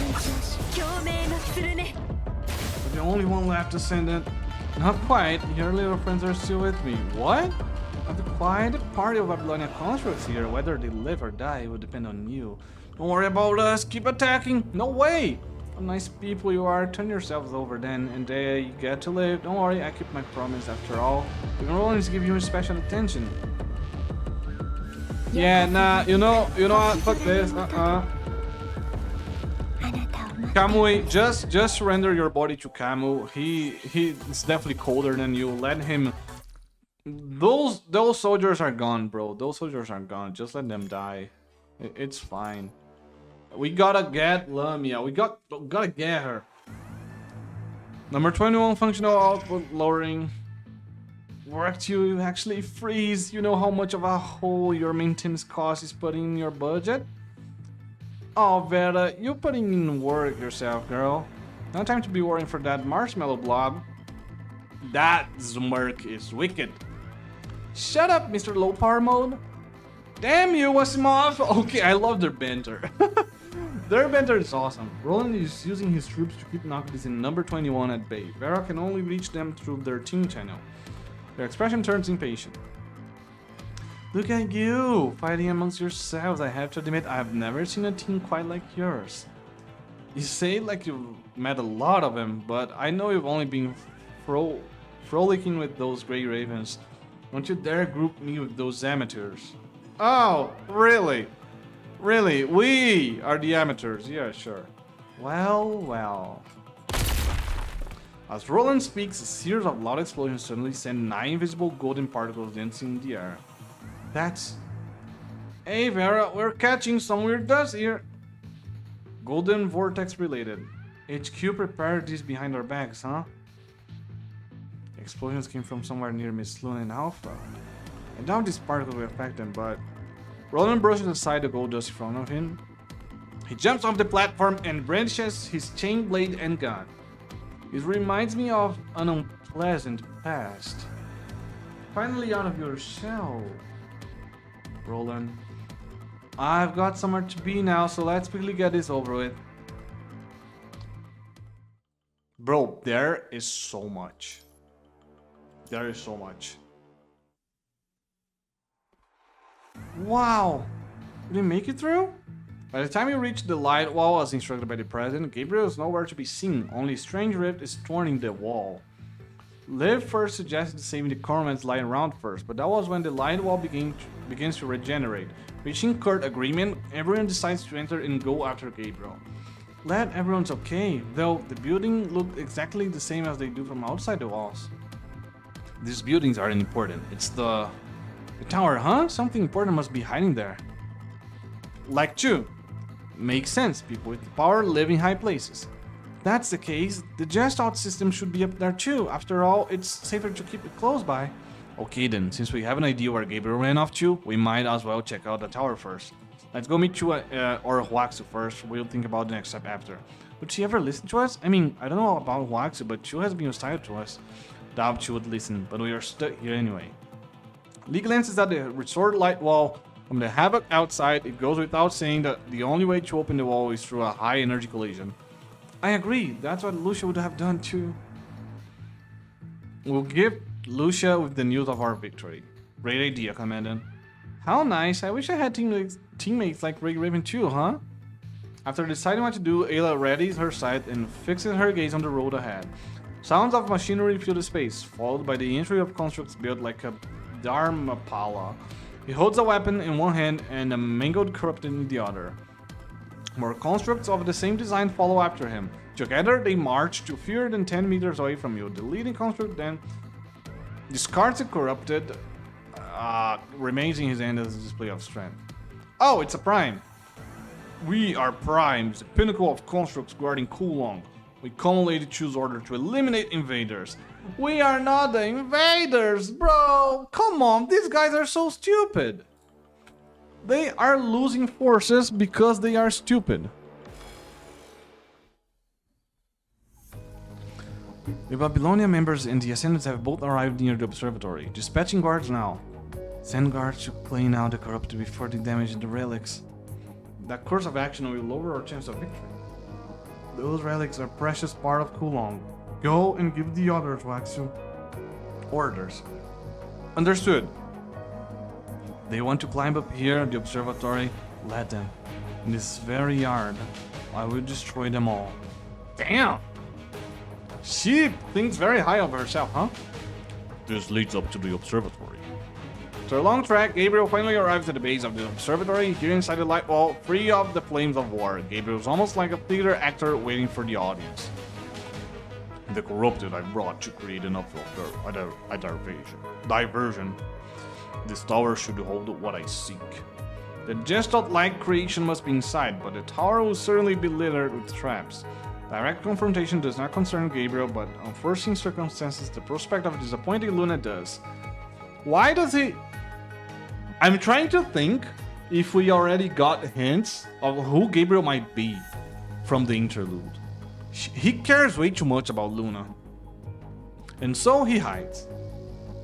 But yeah, I can't think of anything. Commandant, we are not far from the tower's base now. No guards. Are they welcoming us in? More like a display of arrogance. Stop right there, invaders. Still tailing us, huh? Commandant, if we're going like this, we'll get sandwiched. Defeat the enemies first. We've left most of them behind already. Now let's take care of the rest here. Can't afford to get stalled. I think I just caught a glimpse of Gabriel. Okay, I'll be the decoy. Lee and Liv can get rid of them. I think it's cool that Ayla is here with us on Gabriel because she has business with Gabriel, you know. Oh. Cool. Very cool map. Okay. What is this place? Oh, gorgeous and well kept. Looks like we've come to the dead end. Shall we return back?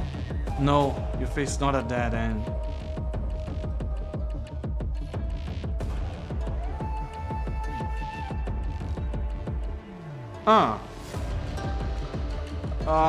Elaborate, please. Yaji, why are you here? No, I'm not Yaji. Lucia? What the fuck is going on, man? What do you mean? Who are you then? Going back to take our precious time, so if you go after the Ascendants... Yaji now? Yeah, okay. Answer my question and you may pass. Of course, you are also welcome to break through with force. So she's confronting the passage here, alright. Are you ready? Let's begin. The first question is... Causes... Right... Causes crisscrosses with effect, which touches his land not, therein your answer lies. Find your answer in the pavilion of difference. That which exists here not shall lead you to the pavilion. Didn't she mention difference? There are 3 shades of different machines. Looks like we need to find the correct answer from them. One of them is different from the others. Come on, it's very obvious, don't you think? Where?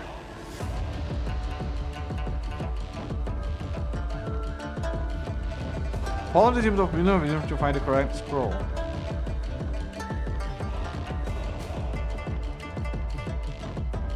Can I just... Oh, the scroll.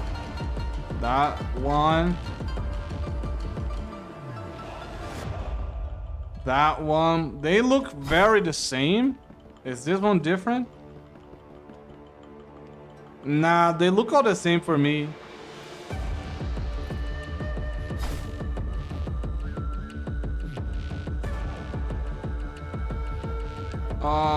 Yeah, they're pretty much the same for me. Let me just go to any of them and see what happens.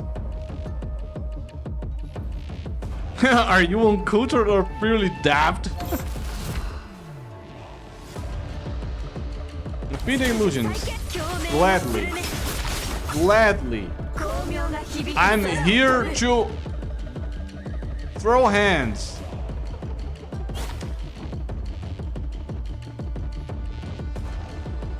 Can I look behind it?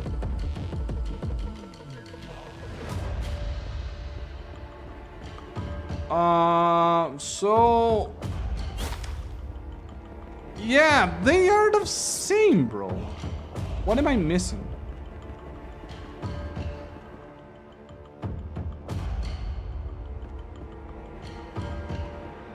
Do you have...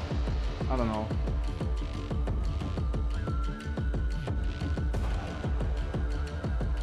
Can I see the other one from here? No, I can't. Shit. Ah!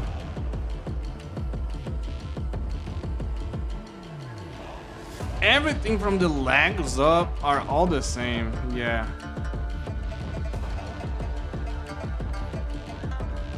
I knew it.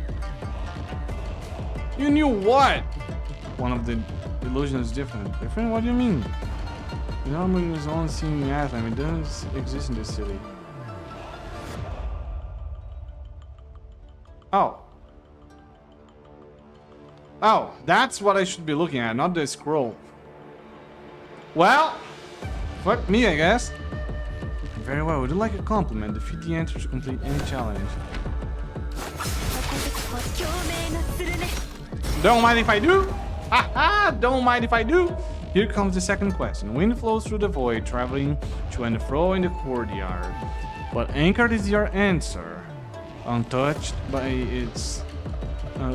it is by ebbs and flows. Should you desire the truth, locate the chamber of wind rest. She said wind rest. I got it. The wind must stop somewhere. Commandant, we just have to find a place without wind.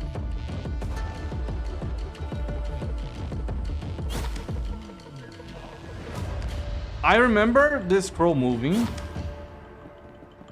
Yes. This one doesn't. Let me see if that one does. That one does. Right? Yeah.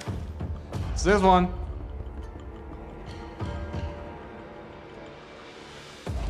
Can't put each words, but I have a feeling that this is the place. Nah, it's very easy. It's not like the last one. This is very easy. Yeah, the paint is barely moving, exactly. Yeah, well, not many can spot the difference. Next, you only need to defeat the answer. Right, so, peace is never an option. I see. The third question is... Light and shadow are one and the same. Where the light flourishes, the shadow also prospers. In the courtyard, there is an abundance of light. In the shadow, the answer hides. From the lightless veranda. Should you seek the truth, that is all, take your time. No, there's one place without light. Commander, please make a decision. Yeah, okay. No light, no light. Here?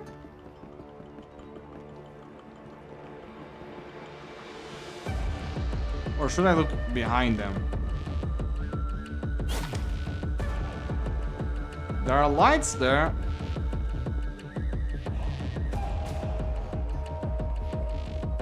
Yeah, there are lights everywhere. Hold on.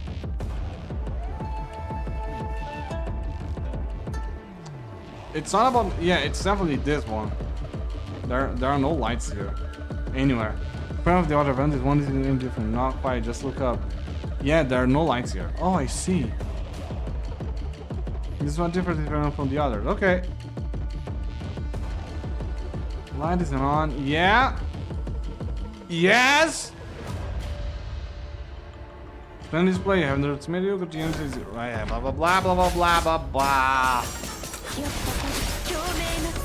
Die, creature of hell! You have passed my first test. What? One of you is the guardian of the courtyard. If it is, prove your strength. Yes. Don't mind if I do. Can I go now? Lady, how unexpected and amazing. Should we have a chat, good people from Babylonia? Chat? We wanna chat or do you wanna be killed? Who are you? I don't feel any hostility from you.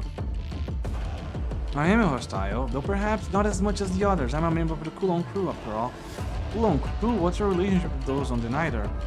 They replicated our system. On the Niter, they have 9 members. But right here in Coulomb, we have 9 crews. So 9 special departments in the city. To say that, plus not all of us are involved in such reckless warfare. So not everyone's supporting you.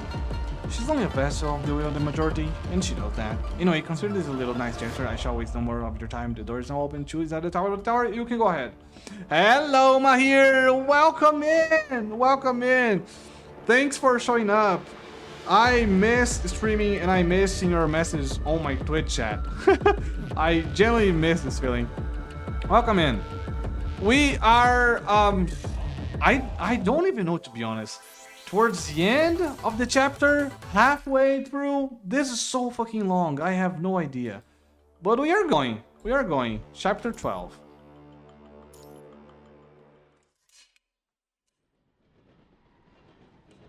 I'm getting so hungry. I might need to take a break so I can eat. Well, let's see. Let's see.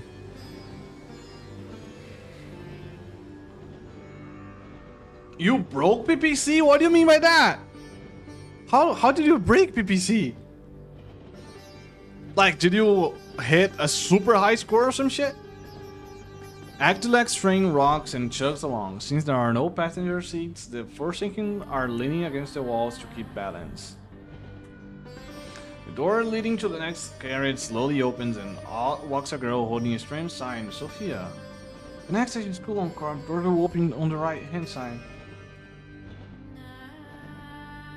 Next station is School on Corp. Door will open on the right. We heard it the first time around. Are you announcing stop? Yeah. Oh my god, 1.8 million in score is actually insane. You gotta hit 600,000 in each one of them, right? Yeah. Oh wow. Wow. One day I'm gonna have enough teams for that. Though astonished at such an ancient practice, Watanabe is well aware that the girl will keep on repeating the talk until he says something. Yes, I'm Sophia and I'll be your terminal attendant today. If you need anything, just let me know. A 50% surcharge will apply to all goods and service. You sure know how to rip to resolve. Anyway, didn't know this ring was staffed with terminal attendants. I thought your carriages were all installed with speakers to broadcast announcements. You are very aware that every time you mention a chapter by character, I have no idea. Like, never. I don't know about names, but Bianca's not even this chapter, so no. This is chapter 12. This is chapter 12. The Ascendants are attacking Kulong. We met the Rio 2. Everyone we know. Like, this is a very Avengers moment. Everyone is gathering together to fight the Ascendants. And Lucia is almost dead. Yep, that one. We do, but Princess Jamila said the Forsaken carriage should go low power, so he turned it off. Mr. Watanabe, we're almost at our destination. What's the next move? Since we're a bit short on numbers, skirmishing would be the best course of action. After all, the intel report from Babylonia mentioned that the corrupted are moving along a sad route. Understood, I will spread the word. What's the plan on your end? You and that boy are the only combatants you've got, right? The two of us will be enough? That's some confidence right there. Anyway, as soon as the door opens, we Forsakens will jump off and intercept the enemy. Can you keep an eye on our luggage while we're gone? Okay, but we won't take responsibility for anything lost. Shrewd. All personnel, get ready to jump off at next turn. Our target is the marching corrupted. Yes, sir. Let's go. That is really nice weather for sleep. Yeah, that's really nice weather. Not for me. Here's super hot. Sunny and hot, unfortunately. I will release him as promised, so you should... Oh, shit! He got her! What is it this time? Why do things never go my way? Lamia has Kamui and Crumb surrounded by the corrupted, but her next command is interrupted by a ranged attack. Standing at the corner of the street, a familiar-looking Facta. Before Crumb could identify the figure, Kamui has already realized that it was the Facta saved in the industrial zone. You are... Constructs of Babylonia. Pick up your weapons, quick! The Facta fires at Lamia as he speaks, without much in the way of defense. Lamia is forced to let go of the hostage to dodge the attacks. No! Kamui quickly retrieves his surrendered great sword through a swift kick. One flowing motion, he cuts the corrupted in half and catches the construct released by Lamia. Construct secured here too. Some distance away, the second Facta has secured the other group of hostages. A stealth effort while Lamia was distracted. You lot. Knowing full well that they cannot last long in this highly viral environment, the two rescue agents retreat behind the defense line immediately. The two's actions are met with bewilderment from the other Kulon guards. Why bother saving them Babylonians? Lady Chu didn't order us to, because they saved us before. Oh fuck. Am I good? Okay, I'm good. We aren't disobeying orders, we are repaying kindness. Thus, replied the Facta. Our beliefs to save everything that has value. Though Babylonia might walk a different path, are not their brave warriors fighting on the streets valuable? I am definitely pulling for Veronica. I am 100% pulling for Veronica, yes. I am already at 53 PD on the banner.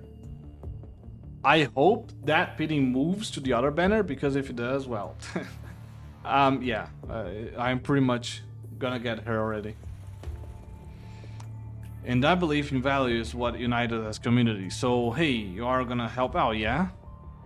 We alone can put a dent in that ascendant, but the guards have already realized that they should do, and their captain speaks for all of them. You can fire outside of the highly viral regions. Use our firepower to separate the corrupted from the ascendants. Take some heat off Babylonians. The guards went in formation to cover Kamui and Chrome, allowing them to make the most of their experience as vanguards to corner Lamia. Are you gonna pull for her, Mahir? Are you gonna pull Veronica too? I remember Colin, I think, saying he didn't like the design. Or it was Milker, I don't remember. But I don't know about you. But what's happening? I thought Kulong hated everyone else. Ha! Seems like they hate you the most. That's why I hate you smiley klutz heads. Well, Roland's retreated too, so I guess I'll also... You're not getting away, Ascendant! Yo, they speak! Finally! Hold on, Kamui. What? From shout stopping Kamui before he dashed for Lamia. Clouds of smoke at the same time dispersed from the slithering portions of Lamia's body.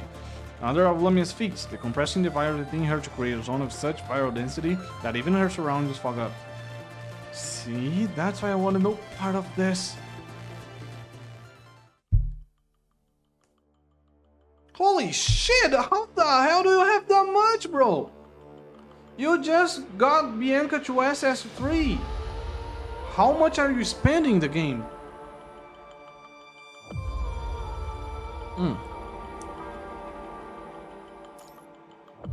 Battle preparations. Oh no, I did not just do that. Oh no, I did not just do that. Well, I'm gonna get it back anyways, so yeah. Keep the reinforcement coming, don't let the Cerberus breach our defense. Roger. Yeah, some money, not some money. You got Bianca. I think you got Seleni's skin coating as well, don't? I don't remember that. But you got Bianca SS3, and you already have all that? Yeah, you spent quite a few money, not just some. The withdrawal of the Ascendants does not signal the end of the war. The corrupted war machines left behind by the Ascendants must still be cleansed. The rudderless corrupted begin to run amok, driven not by purpose, but by their killer instinct. Kulong can only reinforce the defense. By the looks of things, it's only a matter of time before we win this, right? Perhaps, but you only got rid of one of the Ascendants. Okay. So, no skin. But before she left, the fish lady mentioned something about Roland retreating. Even that only makes two. Gabriel, Alpha, and according to the report, their leader, Luna, might still be here somewhere. We can let our guard down until we get a visual confirmation. Can we? Let's keep searching. Right! Comms ringing. You must be Strikehawk. I'm Bridget of the support force. I read about you before. Do you require our help? Not me. It's Lucia, member of Grey Raven. That's asking for help. Grey Raven? What happened to them? They seem to be trapped inside the core area, you know, through the light wall. After losing contact with them for a while, the president got Lucia a new frame and sent her after them. Losing contact? Could they be in danger? And how did Lucia get separated from the squad? It's a long story. Anyway, the clock's ticking. Okay, so Lucia is already in another frame? Bro, I don't understand the actual risks of constructs. Can they die? Like, apparently Lucia just changed constructs. Like, can they die? Is that a thing? I don't understand the actual risks. Yeah, I don't understand. Lucia has been assigned to an aircraft for this mission, and now she's on her way over. Could you please find a way to crack the light wall open as soon as possible so she could enter the core area? Yes, you can count on us. The aircraft is armed, but the gear is unlikely to do any damage to the wall. We'll be counting on you. Hold on, why did you say yes? I'm gonna say no though. Right, Cap? At least wait until we get more info. Do you even know how to get the wall open? Good people of Kulong? A clue maybe? Kamui casually directs a question the Kulong guards next to him. Though they did fight together, the guards are still trying their best to avoid unnecessary contact with the outsiders. Please guys, my cronies are trapped in there. Just tell me how to open the light wall. I'll do anything for you in return. Same here. Without any hesitation, Kamui bows, pleading for the guards to tell him how to open the light wall. Crumb follows suit. Since there have been no new instructions from Lady Chu, I guess I might as well talk to myself. Oh, my fault if someone eavesdrops. I thought so much. Oh, that's so cool. As I glance at the Chu, the guard captain begins talking, pointing at the explosives originally prepared for battle. Lady Chu is the only person who can open the light wall, but apparently you can also use a powerful explosive to create temporary cracks in the wall. With so many corrupted running around, there's no telling if they might cause something to blow up. Thanks, you got out that, Cat? Looks like we'll have to play as pair of corrupted then. Okay, that was cool. That was really cool. I like that. And, oh, Kulon Corp. Here we go, Kamui. I like Kamui much better though. Let's move it close it there and detonate the Kamui over. Alright, let's get it all done. Wait, Dark Orbit's coming.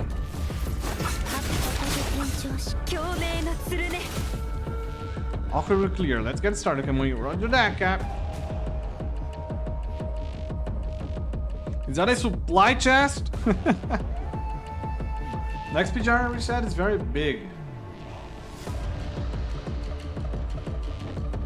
I don't think I do normal. And what is CR? CR. I don't remember CR. Yeah. I shared on the Discord server, man. I shared on the Gacha, the Gacha channel. No, you stay here. I'll go get them. Okay, I'll check out the please. But yeah, Flash Reflection. Okay, yeah, I need to do that one, man. I need to do that. But yeah, I got this skin, man. Look. Oh my god, she's so gorgeous. She's so gorgeous. I love the new effects and the sound effects as well. Look, listen, bro. Oh my god, she's perfect. I love you. And she has cheeks. She has cheeks for all to see. Oh yeah, you also are in the process of moving. I keep forgetting that. I'm sorry. My memory is usually not the best already, but when I do all this, it becomes even worse. Wait, do I just keep walking down here? No, right? Yeah. Thank you. It was more of a persistent spending than luck, but thank you. Shithead.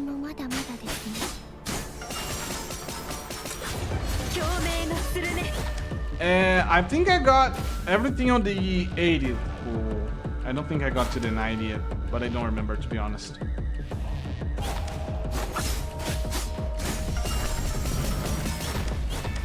Woohoo! There you go. Die!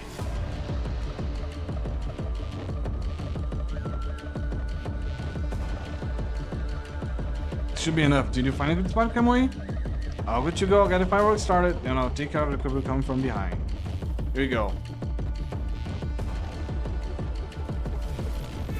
Ababu!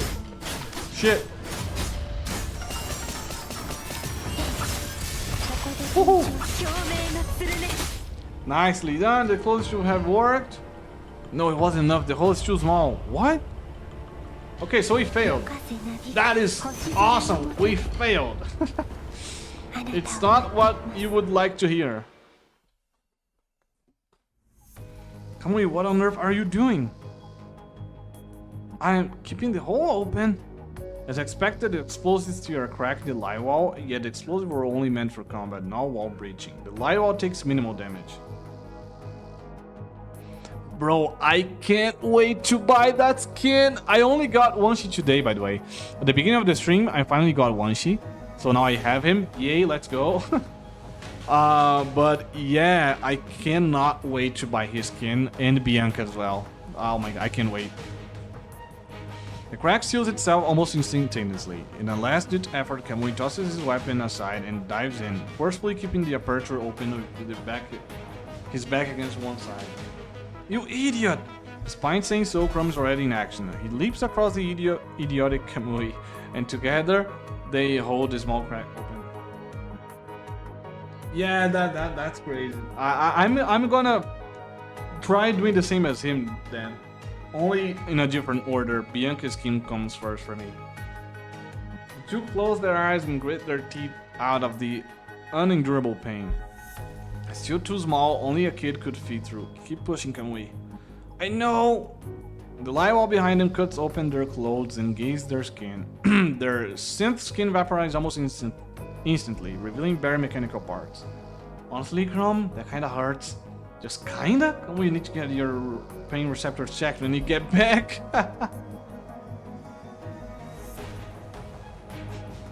I mean...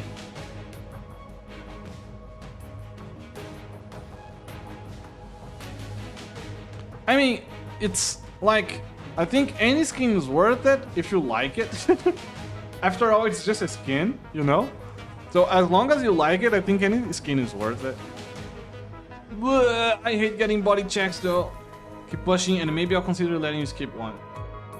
Joining like a sword and a buckler, the two enlarge the crack to the size of a hatch or the parts of their body in contact with the light wall. However, sinks deeper and deeper, letting off Jay's spurt of sparks. You guys done yet? Lucia's almost here. I agree. I mean, the other gachas barely do skins anyway. So PGR would be the best at skins regardless. But yeah, the others do mostly gunning skills. Skins, not skills. Oh my god. Also, let's let her dive through. So let's see. Lucia's new frame. What is it gonna be like? I wonder.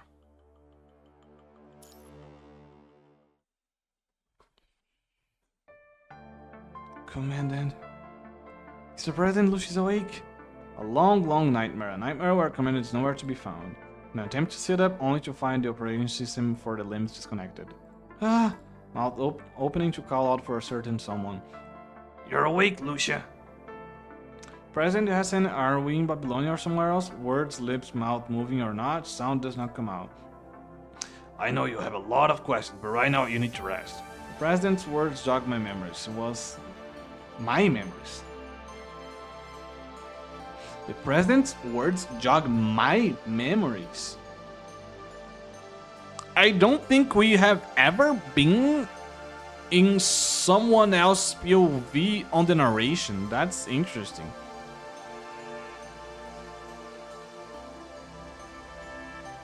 Nah, Vivian skin is pretty much free.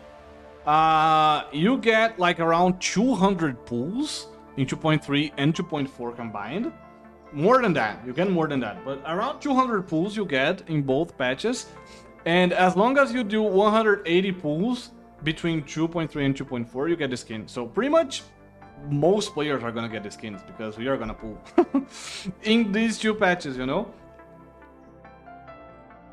And if you don't get for free by doing the pulls, you can still buy it afterwards. So yeah, it's gonna be a normal skin. It wasn't enough. It ended in failure. I wanted to show Commandant. I wanted Commandant to be proud, but I lost again. Oh, Lucia, you're so precious. In the end, when I was lying in Commandant's arms, I tried to smile so that Commandant wouldn't be as worried about me. Where's Commandant? I sent Grey Raven to join the resistance against Gabriel. I had Ayla bring comms device with them, but then at some point we lost connection. Doesn't sound good. I need to get to Commandant as soon as possible. I need to be there for everyone, be there for Commandant. Something tells me that I will regret if I don't. I mobilize every working part of my body and crawl off the bed. Hold on, what are you doing? Bro, these players already play with one hand. Not me though, I'm not a gunner. Definitely not a gunner. Send me to battle. You're too damaged, let the others do the fighting. But if she wants to fight, let her. We brought a spare frame, remember? The frame is still being configured, and you know full well what letting Lucia use that frame would mean. A frame containing Alpha's data can never be fully configured. Initialization is required before it can be used, no matter the case. I don't understand what you're talking about, but the word frame stands out for me. Whatever works, let me use it. You. Lucia, we developed a new frame for you, built on all the data Grey Rim has gained so far.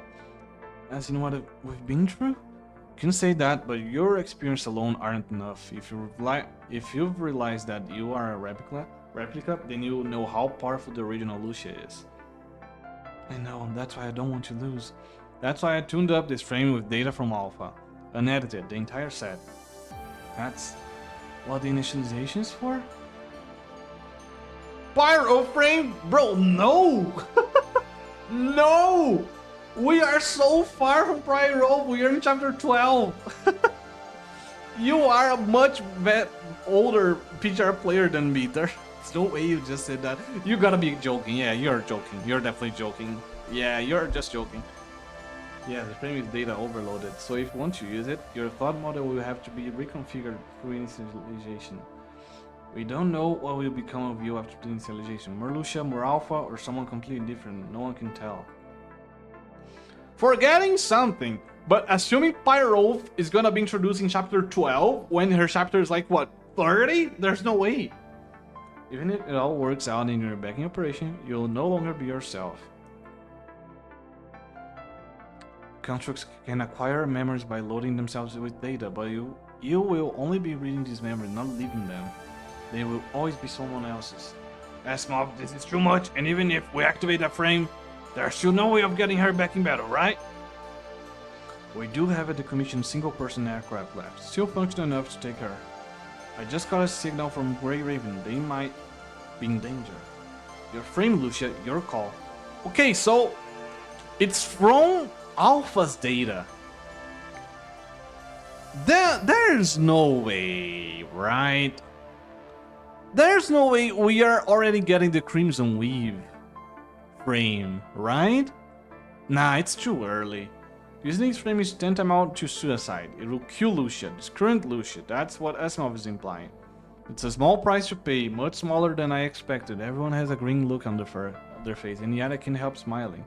Wait for me, Commandant. Bro, you are not gonna be yourself.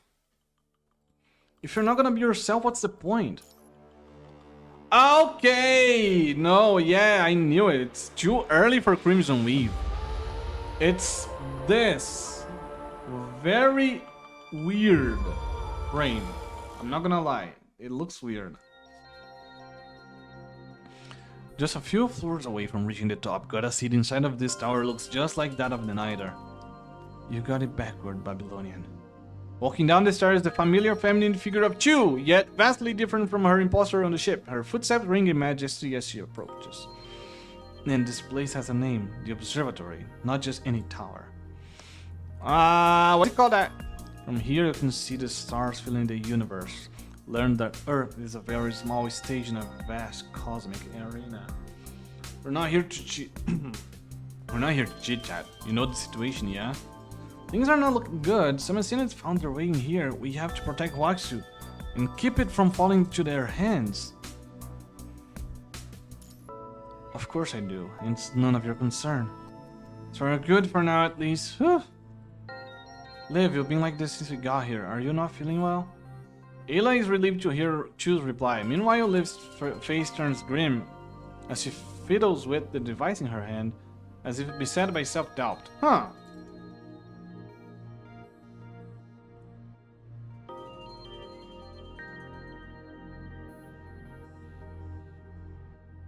I mean, but the Abyss is Alpha. It's not Lucia. So, and I doubt we are gonna play the same frame with the name of Lucia. So that's why I was like, nah, it's not Crimson Abyss because that's Alpha. And it turns out to not be. Yeah, it's that one. That weird one. I don't know the name of that one.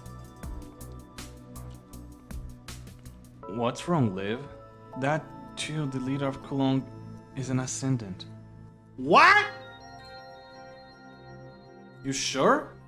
Yes, I've run several scans to test. She displays similar viral reactions to Alf and Roland. What the hell? If she's an Ascendant, why should she start this war? To lure us here? The Ascendants wouldn't bother doing something like that, and neither would I. You make it sound like you aren't one of them. There's no rule that says all Ascendants have to band together, or that an Ascendant can govern a human city. I'm an outlier, that's all. In order to contain the virus spreading from me, I cloistered myself in the Observatory, running every aspect of the city in these confines. Bro, every Chew has a tragic story, holy shit. They do not catch a break. Ayla tenses up as Chew approaches. Chew wears a smirk on her face, but her hands are still tightly held to her weapon. A dreadful silence rings the tower. What's your endgame here? I am but the vessel of our common wish, to preserve all that is of value on Earth. Preserve Earth? Babylonia has been doing something similar, I know. The historical artifacts, pre-pandemic data, and whatnot, yes? Are you talking about WGAA?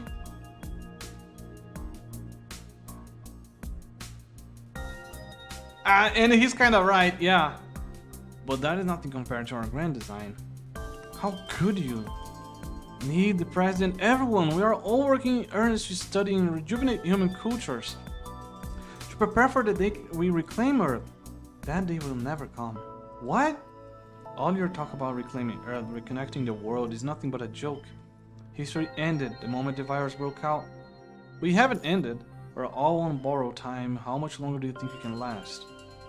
Foolish though your ideals may be, your words speak to something special. Tell me your name, Commander of Babylonia. I'm Selfen. Selfen, your name will be inscribed in a special place. Consider it a parting gift. Parting gift? Life will fade, machines will break down, the world will perish. This is why things that have value must be preserved. Kulong will be the final epithet of Earth. When all lights go out, when all goes dark, this place will still burn like fire. Will still stay a beacon for visitors in the eons to come. They will know that we, humanity, lived like fossils. We will leave behind a legacy. This is Kulong, this is Tabula Akasha. Okay, so Chew has a very different mindset and ideals as well. And I can totally see her side, but like her will, it's just of someone depressed. She has long given up on any kind of hope. She's just surviving. She's not living. Akasha. Resistance is futile. Accept that with grace. That's the way we, the once ruler of Earth, should bow out. And through this war, I finally realized that to complete the Tabula Akasha, the world must first be ended. You are going to... I came here expecting a certain ascendance first, but no matter. Earth's demise set in stone. The question of who goes first and who goes later is inconsequential. Okay, she is kinda delulu in the head now. She's gone crazy. Fall and become history, Babylonia. Guys, guards are coming from downstairs. I knew it. She's ambushing us here. Commandant, we'll hold our position here. You go up. I can fight you. This is the best strategy. Go a few floors up so that the reinforcements can pick up your signal. Yup. President has to send reinforcements for sure. Run, Commandant. Don't look back. Okay. I don't like to leave them behind. I don't like that idea. Yo, let's see what this frame does. This is where the signal came from. The aircraft couldn't go any higher than this altitude. Command, it's probably higher up. For the real battle, I need to preserve strength. I must pass through this place quickly and stealthily. Just a little longer, Commandant. Okay, yeah, I know that. Shit! So, yeah, we had a couple issues in this part of the stream. I could not find a way to play this mission on the PC, but then I found out a solution, which is definitely scuffed. installed the game on the phone and tried playing it there, and it worked. So I recorded my progress on the phone. I'm gonna add the footage here, so only you guys here on YouTube are seeing this. On stream was just a still picture the whole time while I was doing my best to narrate things. But yeah, I'm gonna keep this section, although it's very scuffed, because I have the footage from the phone. But if you find something weird, that's why. So yeah, sorry about that, but that's not my fault. PGR didn't patch this up, and I don't know. Yeah. I feel so bad. This stage is so cool. Well, you guys are not gonna see it. Only the YouTube folks. I'm recording. I'm gonna use my voiceover later, but yeah, no sound, just the footage.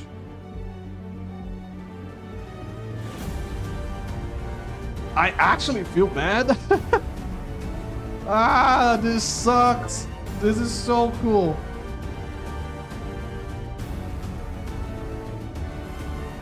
The footage. Yeah, move. Oh shit. Oh shit. Oh, I think I screwed up.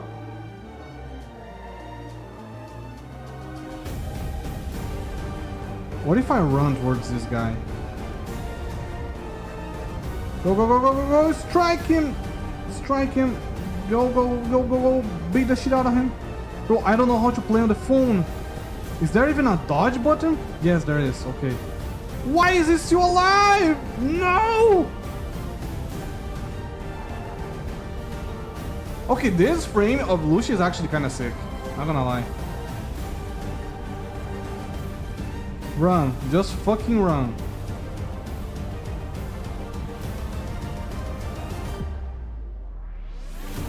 Yo! What's up, Johnny? Oh man, what a bad timing to be a first-time shatter. I am so sorry. I am so sorry. Oh my god. Yeah, so what happened is pretty much the game does not work on the stage. What stage is it, guys? Stage 24 of chapter 12. And I need to finish the story. So what I'm doing is that I'm playing this on the mobile. Internet slow as hell. Nah. I mean, that's not even the problem. It's that you can't see anything. Because I'm on my phone. But it requires ID card. Oh, for fuck's sake, I'm missing the ID card. Yeah, I forgot to use the scanner. Duh, there's a scanner for a reason. Bro, fuck this stealth mission. I'm going all out. Yeah, take this, take this, take this. Okay, just imagine a robot being the shit out of, and now I got his ID card. There we go. What is this? Yo, I can turn into a robot! What the hell? That is so cool. What? Okay, I don't know what's the use for that. Trying time to pull out the listening only badge. No, get off, get off, get off, get off. If I die here, I'm gonna be so pissed. No, get off. Let me go. Okay, die. Yeah, he dead. Bro, you can pull out the robot. You can actually pull out a fucking robot. Please tell me it's over. Please tell me it's over. Bro, just be over. Please, please. I need to go back to the PC.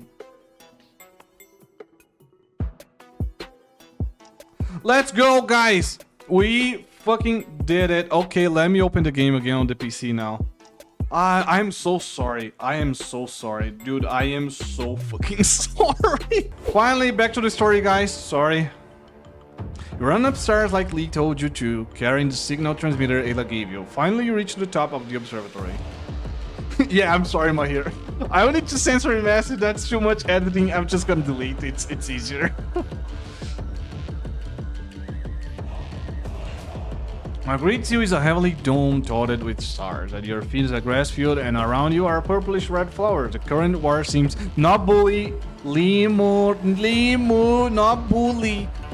The current war seems to have left this place untouched. And then you find yourself flying, caught completely unaware. You were sent crashing into a railing.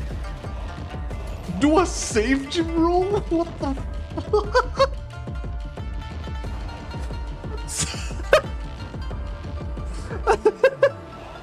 I'm sorry, that was the funniest shit.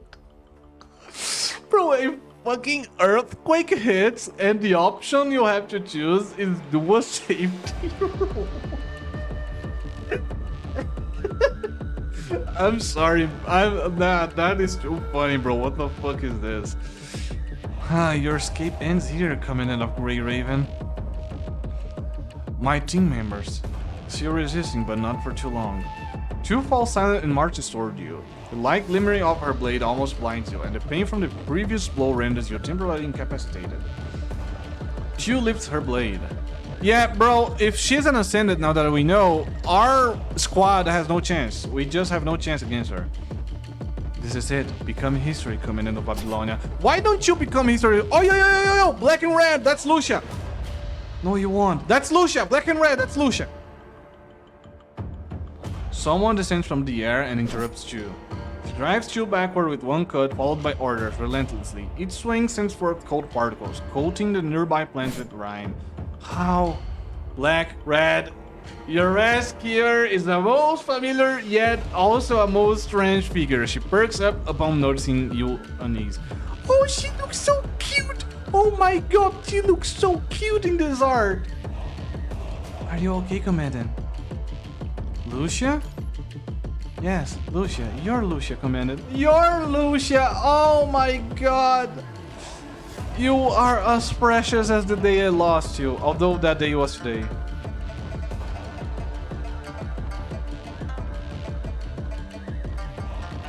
Can you stand, Commandant? I'm a bit tied up right now. She slightly regains her posture and goes on the offense. Lucia Chu braces for it with her dual blades. Despite their apparent resemblance, Lucia's combat style makes it clear that it's a frame different from Lotus. Lucia punctuates her attacks with airborne moves. Chu is overpowered until she finally makes you gain the distance by pushing Lucia out of range with a sweep of her blade. Oh, I haven't introduced you to my new frame yet. I came up with a name for it on my way over. Plume, do you like it? Okay, so that's why Mahir said Plume frame, okay. Lucia speaks about her new frame as she adjusts her posture. The introduction, however, is tinged with the strained hint of sadness on her face. She sheathes her iceborne blade behind and draws her two-handed blade for an upward slash at Chu. Who asks you what on earth is this construct? Construct ID is BPL01, consciousness name Lucia. That's not what I need from you. To adapt to her frame, she's still currently initializing her mind. What? Their weapons meet equal. Oh, wait! She's initializing her mind and she's beating Chu? How fucking strong did Lucia become, man? The weapons meet equal in strength, but with the help of the boosters on her back, Lucia gains an upper hand in the concept of strength breaking Chu's blade. I don't know Max Payne, but the OST in this entire arc, from the ship, I think it was the Niter, to here, the Kulong Metropolis, it's insane. The music here is so fire. Lucia, she's Chu, fight incoming. Yeah, I know that. You don't need to tell me what is already happening on the screen, but thank you for the reminder, I guess. There's a mission second that has... Yeah, I don't know what Max Payne is. But with the help of the boosters on her back, Lucia gains an upper hand in the concept of strength, breaking Chu's blade. Chu is forced to go on the defensive to dodge Lucia's attacks. She conjures a new weapon out of the virus with her other hand and throws it at you. Almost instantaneously, Lucia tosses her blade to deflect her projectile, protecting you once more. Don't even think about it. Yes, it's a game.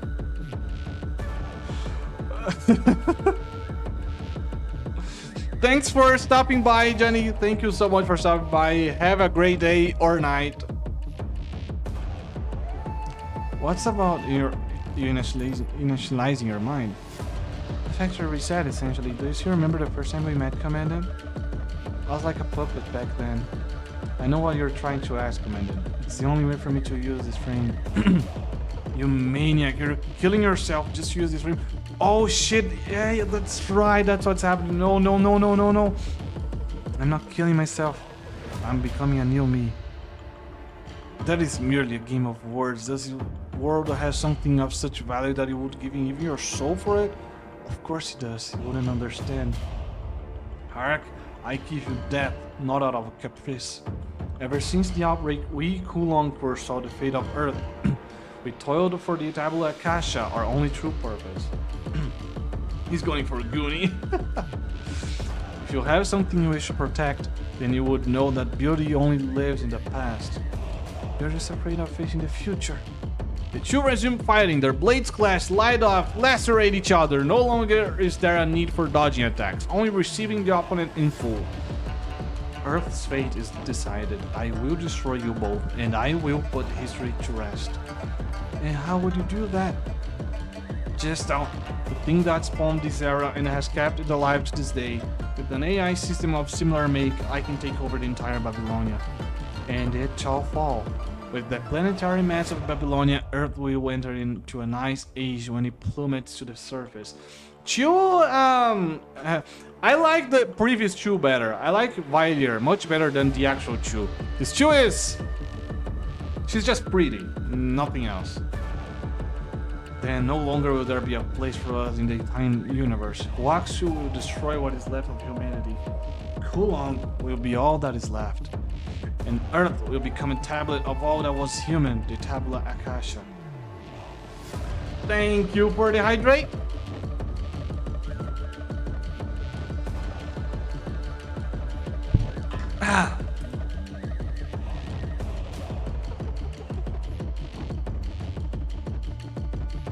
I upped those numbers for stretching, and you still always manage to redeem them. Holy shit, yeah, every time I stretch, I feel my sleep schedule knocking on the door. Or lack thereof. I'll never let that happen. You think you, a mere human, can stop me? Yes. Let's up here together, Commandant. Lucia raises her blade. The motion reminds you of the first time you met her, fearless as always, yet now embellished with a hint of warmth. And yet? Bro, I hope Lucia doesn't lose her conscience like that. That would be... Oh shit.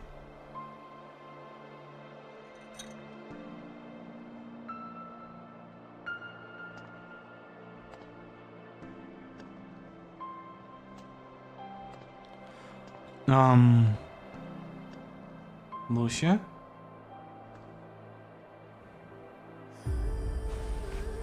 Lucia?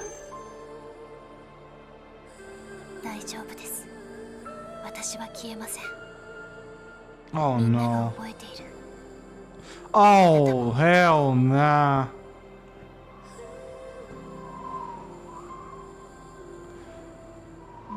Bro, the music in the background. Oh my god. Perfect. She's perfect. She's perfect. 一緒に勝ちましょう。指揮官。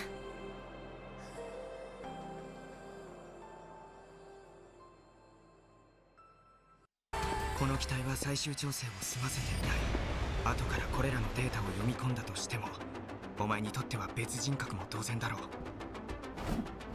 つまり、この戦いの最後は、私は私でもこの程度じゃ。God damn! This is sick.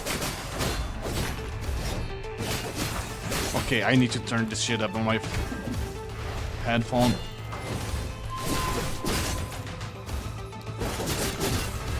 Oh! There we go.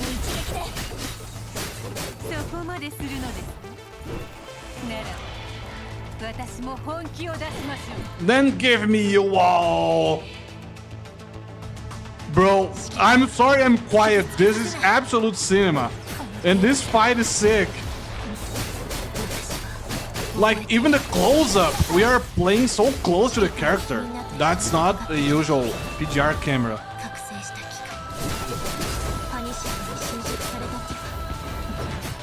The awakening machines, the few brave sent for them, but there was nothing I can do. Oh my god! Don't kill me! Oh, her face. もしこれが私にできる唯一の方法であるなら Yo! Lost rate increasing exponentially.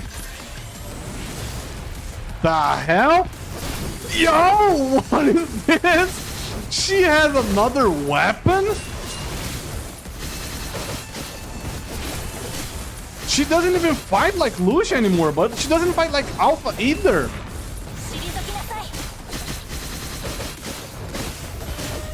Oh my god.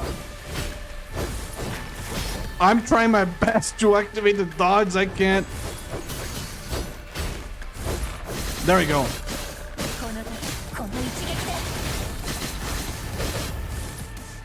You will no longer exist.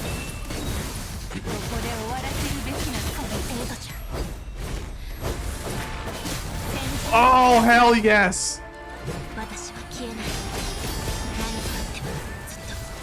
Oh my god! Ah. No, no, no. No. 本当はこの後指揮官を連れてここを離れるつもりだったのですが、どうやら無理そうです。私はもうそれからのことはあまり覚えていません。 Can I たく just さんの複雑な感情を感じただけです。正直に言うと、私は初めてほっとしたんです。 Wow. 私が欲しかったものが全てがここにあるから。 Bro, she is so selfless for the commandant. She literally loves him. She loves us. 私自身もしっかり握れています。指揮官、私はあなたのおかげで生まれたルシアです。あの日、あなたと手をつないだから、私は生きる意味を見つけて、この世界のすべてに触れ始めました。I'm gonna cry, dude. あなたと過ごした記憶が今のルシアを作り上げたのです。たとえ消えたとしても、私が私でなくなっても大丈夫です。 No, it will not be okay. あなたに触れた瞬間、私は生き返りますから。 Oh, wow. No, my god. だから That was so beautiful. Wow. Yo, that. And then there's this music to ruin everything. Wow. Okay. Okay. Huh. It's over. You don't know which one of you said that first, but it's over. The whole city lies in shambles, with buildings wrecked and roads clustered with debris. To make matters worse, the spread of the punishing virus has sealed off even more of Kulong. The Ascendants are gone. The rebuilt defense lines are keeping the corrupted at bay. Soon, the city will return to peace, or at least that is what everyone believes. Relieved, some teams let themselves collapse to the ground, enjoying this moment of respite. The Kulongers no longer bother with removing the outsiders, nor do they give thanks. They merely give them cursory glances before returning to their designated positions, unspoken words in their voice modules. Some distance away, the reinforcing factions who played heroes in turning the tide on this battle are resting. Despite the victory, not a trace of joy decorates their faces. The liaison officer scurries over with panic on his face. He seems to have something important to say. Oh no. It's about just out, right? Are you alright, Lucia? I'm fine. Huaxu was taken by the Ascendants in the end. That is why they all have that grim look on their faces. What will happen to Babylonia? What will the Ascendants do with Huaxu? These are the questions that all hang on everyone's mind. Commandant, perhaps we could have done it better, right? We all gave it our best. I guess. That just wasn't enough. Commandant, When the team retreated here with Lucia, she regained some of her consciousness. Lee and Liv made her sit and lean on your back. Unable to move, she gazes ahead with wistful eyes. At least I'm okay with the result. One more. The battle's over and I get to lean on your back like this. But still I'm afraid. I'm afraid I don't know how long it will be before I'm myself again. Commandant, can I call you by your name? Sure! Selfin.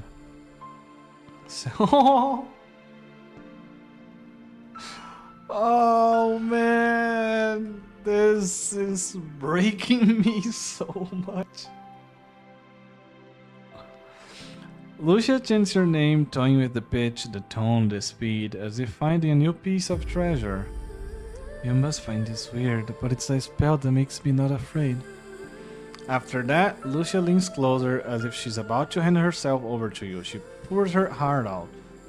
Commandant, what do you think the next Lucia is going to be like? Will she be as stubborn as she is now, or be as shy as Liv? If I get to choose, it might be nice being like Ayla or Karenina, someone frank, straightforward, and outspoken. Or someone like Bianca, who has a poised to perfect lead a squad. Or even Nanami or Sophia.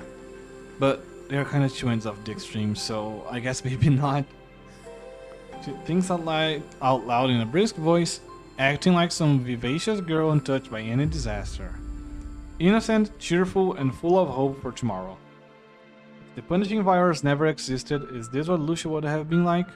No one knows, no one can answer. Because there are no what-ifs in life, reality set in stone.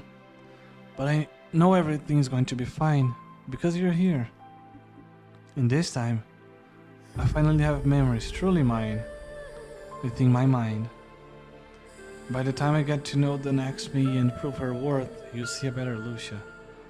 Well then, see you soon, Commandant. She whispers, ready to part with those words. See you soon, Lucia. Sure. I hate this game? Can I say that yet? I think I'm allowed to say that already, right? I think I can utter those words.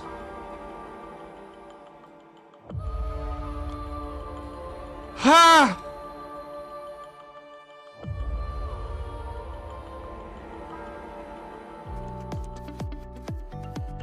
The fuck you. Don't give me that cheerful music right now. Oh boy!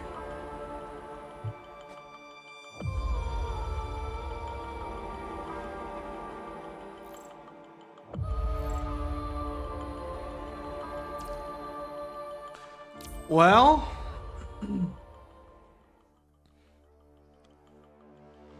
damn.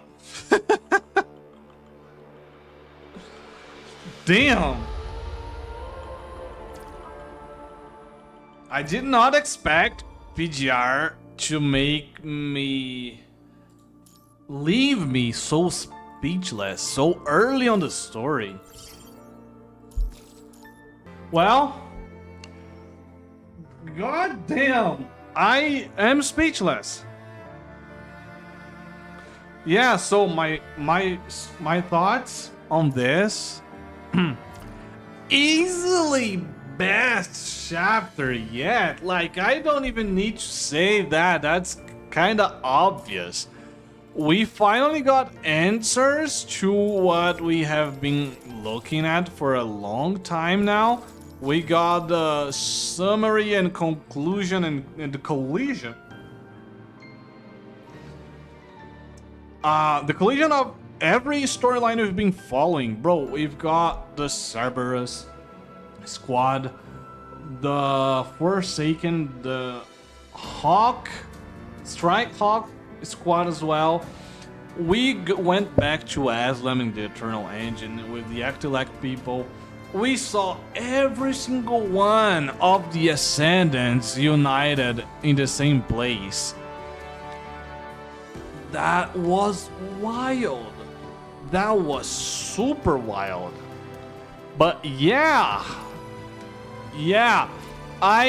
when people told me this was gonna be sad, I mean, not this, but like the game, but like, okay, but now that I know that if you kill a construct, you can just make them go back to life, it's not so sad if they're gonna come back. But then there's this, Lucia simply lost her fucking memories. She's not herself anymore. She's not Lucia. Whatever comes out of that, it's not Lucia. Has her name, her face, her frame, but it's not Lucia. And that's insane. And that's even more insane because in this chapter we learn that the real Lucia is Alpha. So that Lucia was already a replica, and now we are erasing her memory again and making her something else again, like that. Man, peak storytelling, peak writing. I felt emotional as fuck while playing this. Unfortunately, we have to face some scuff midstream, but in the end it turned out alright, I hope.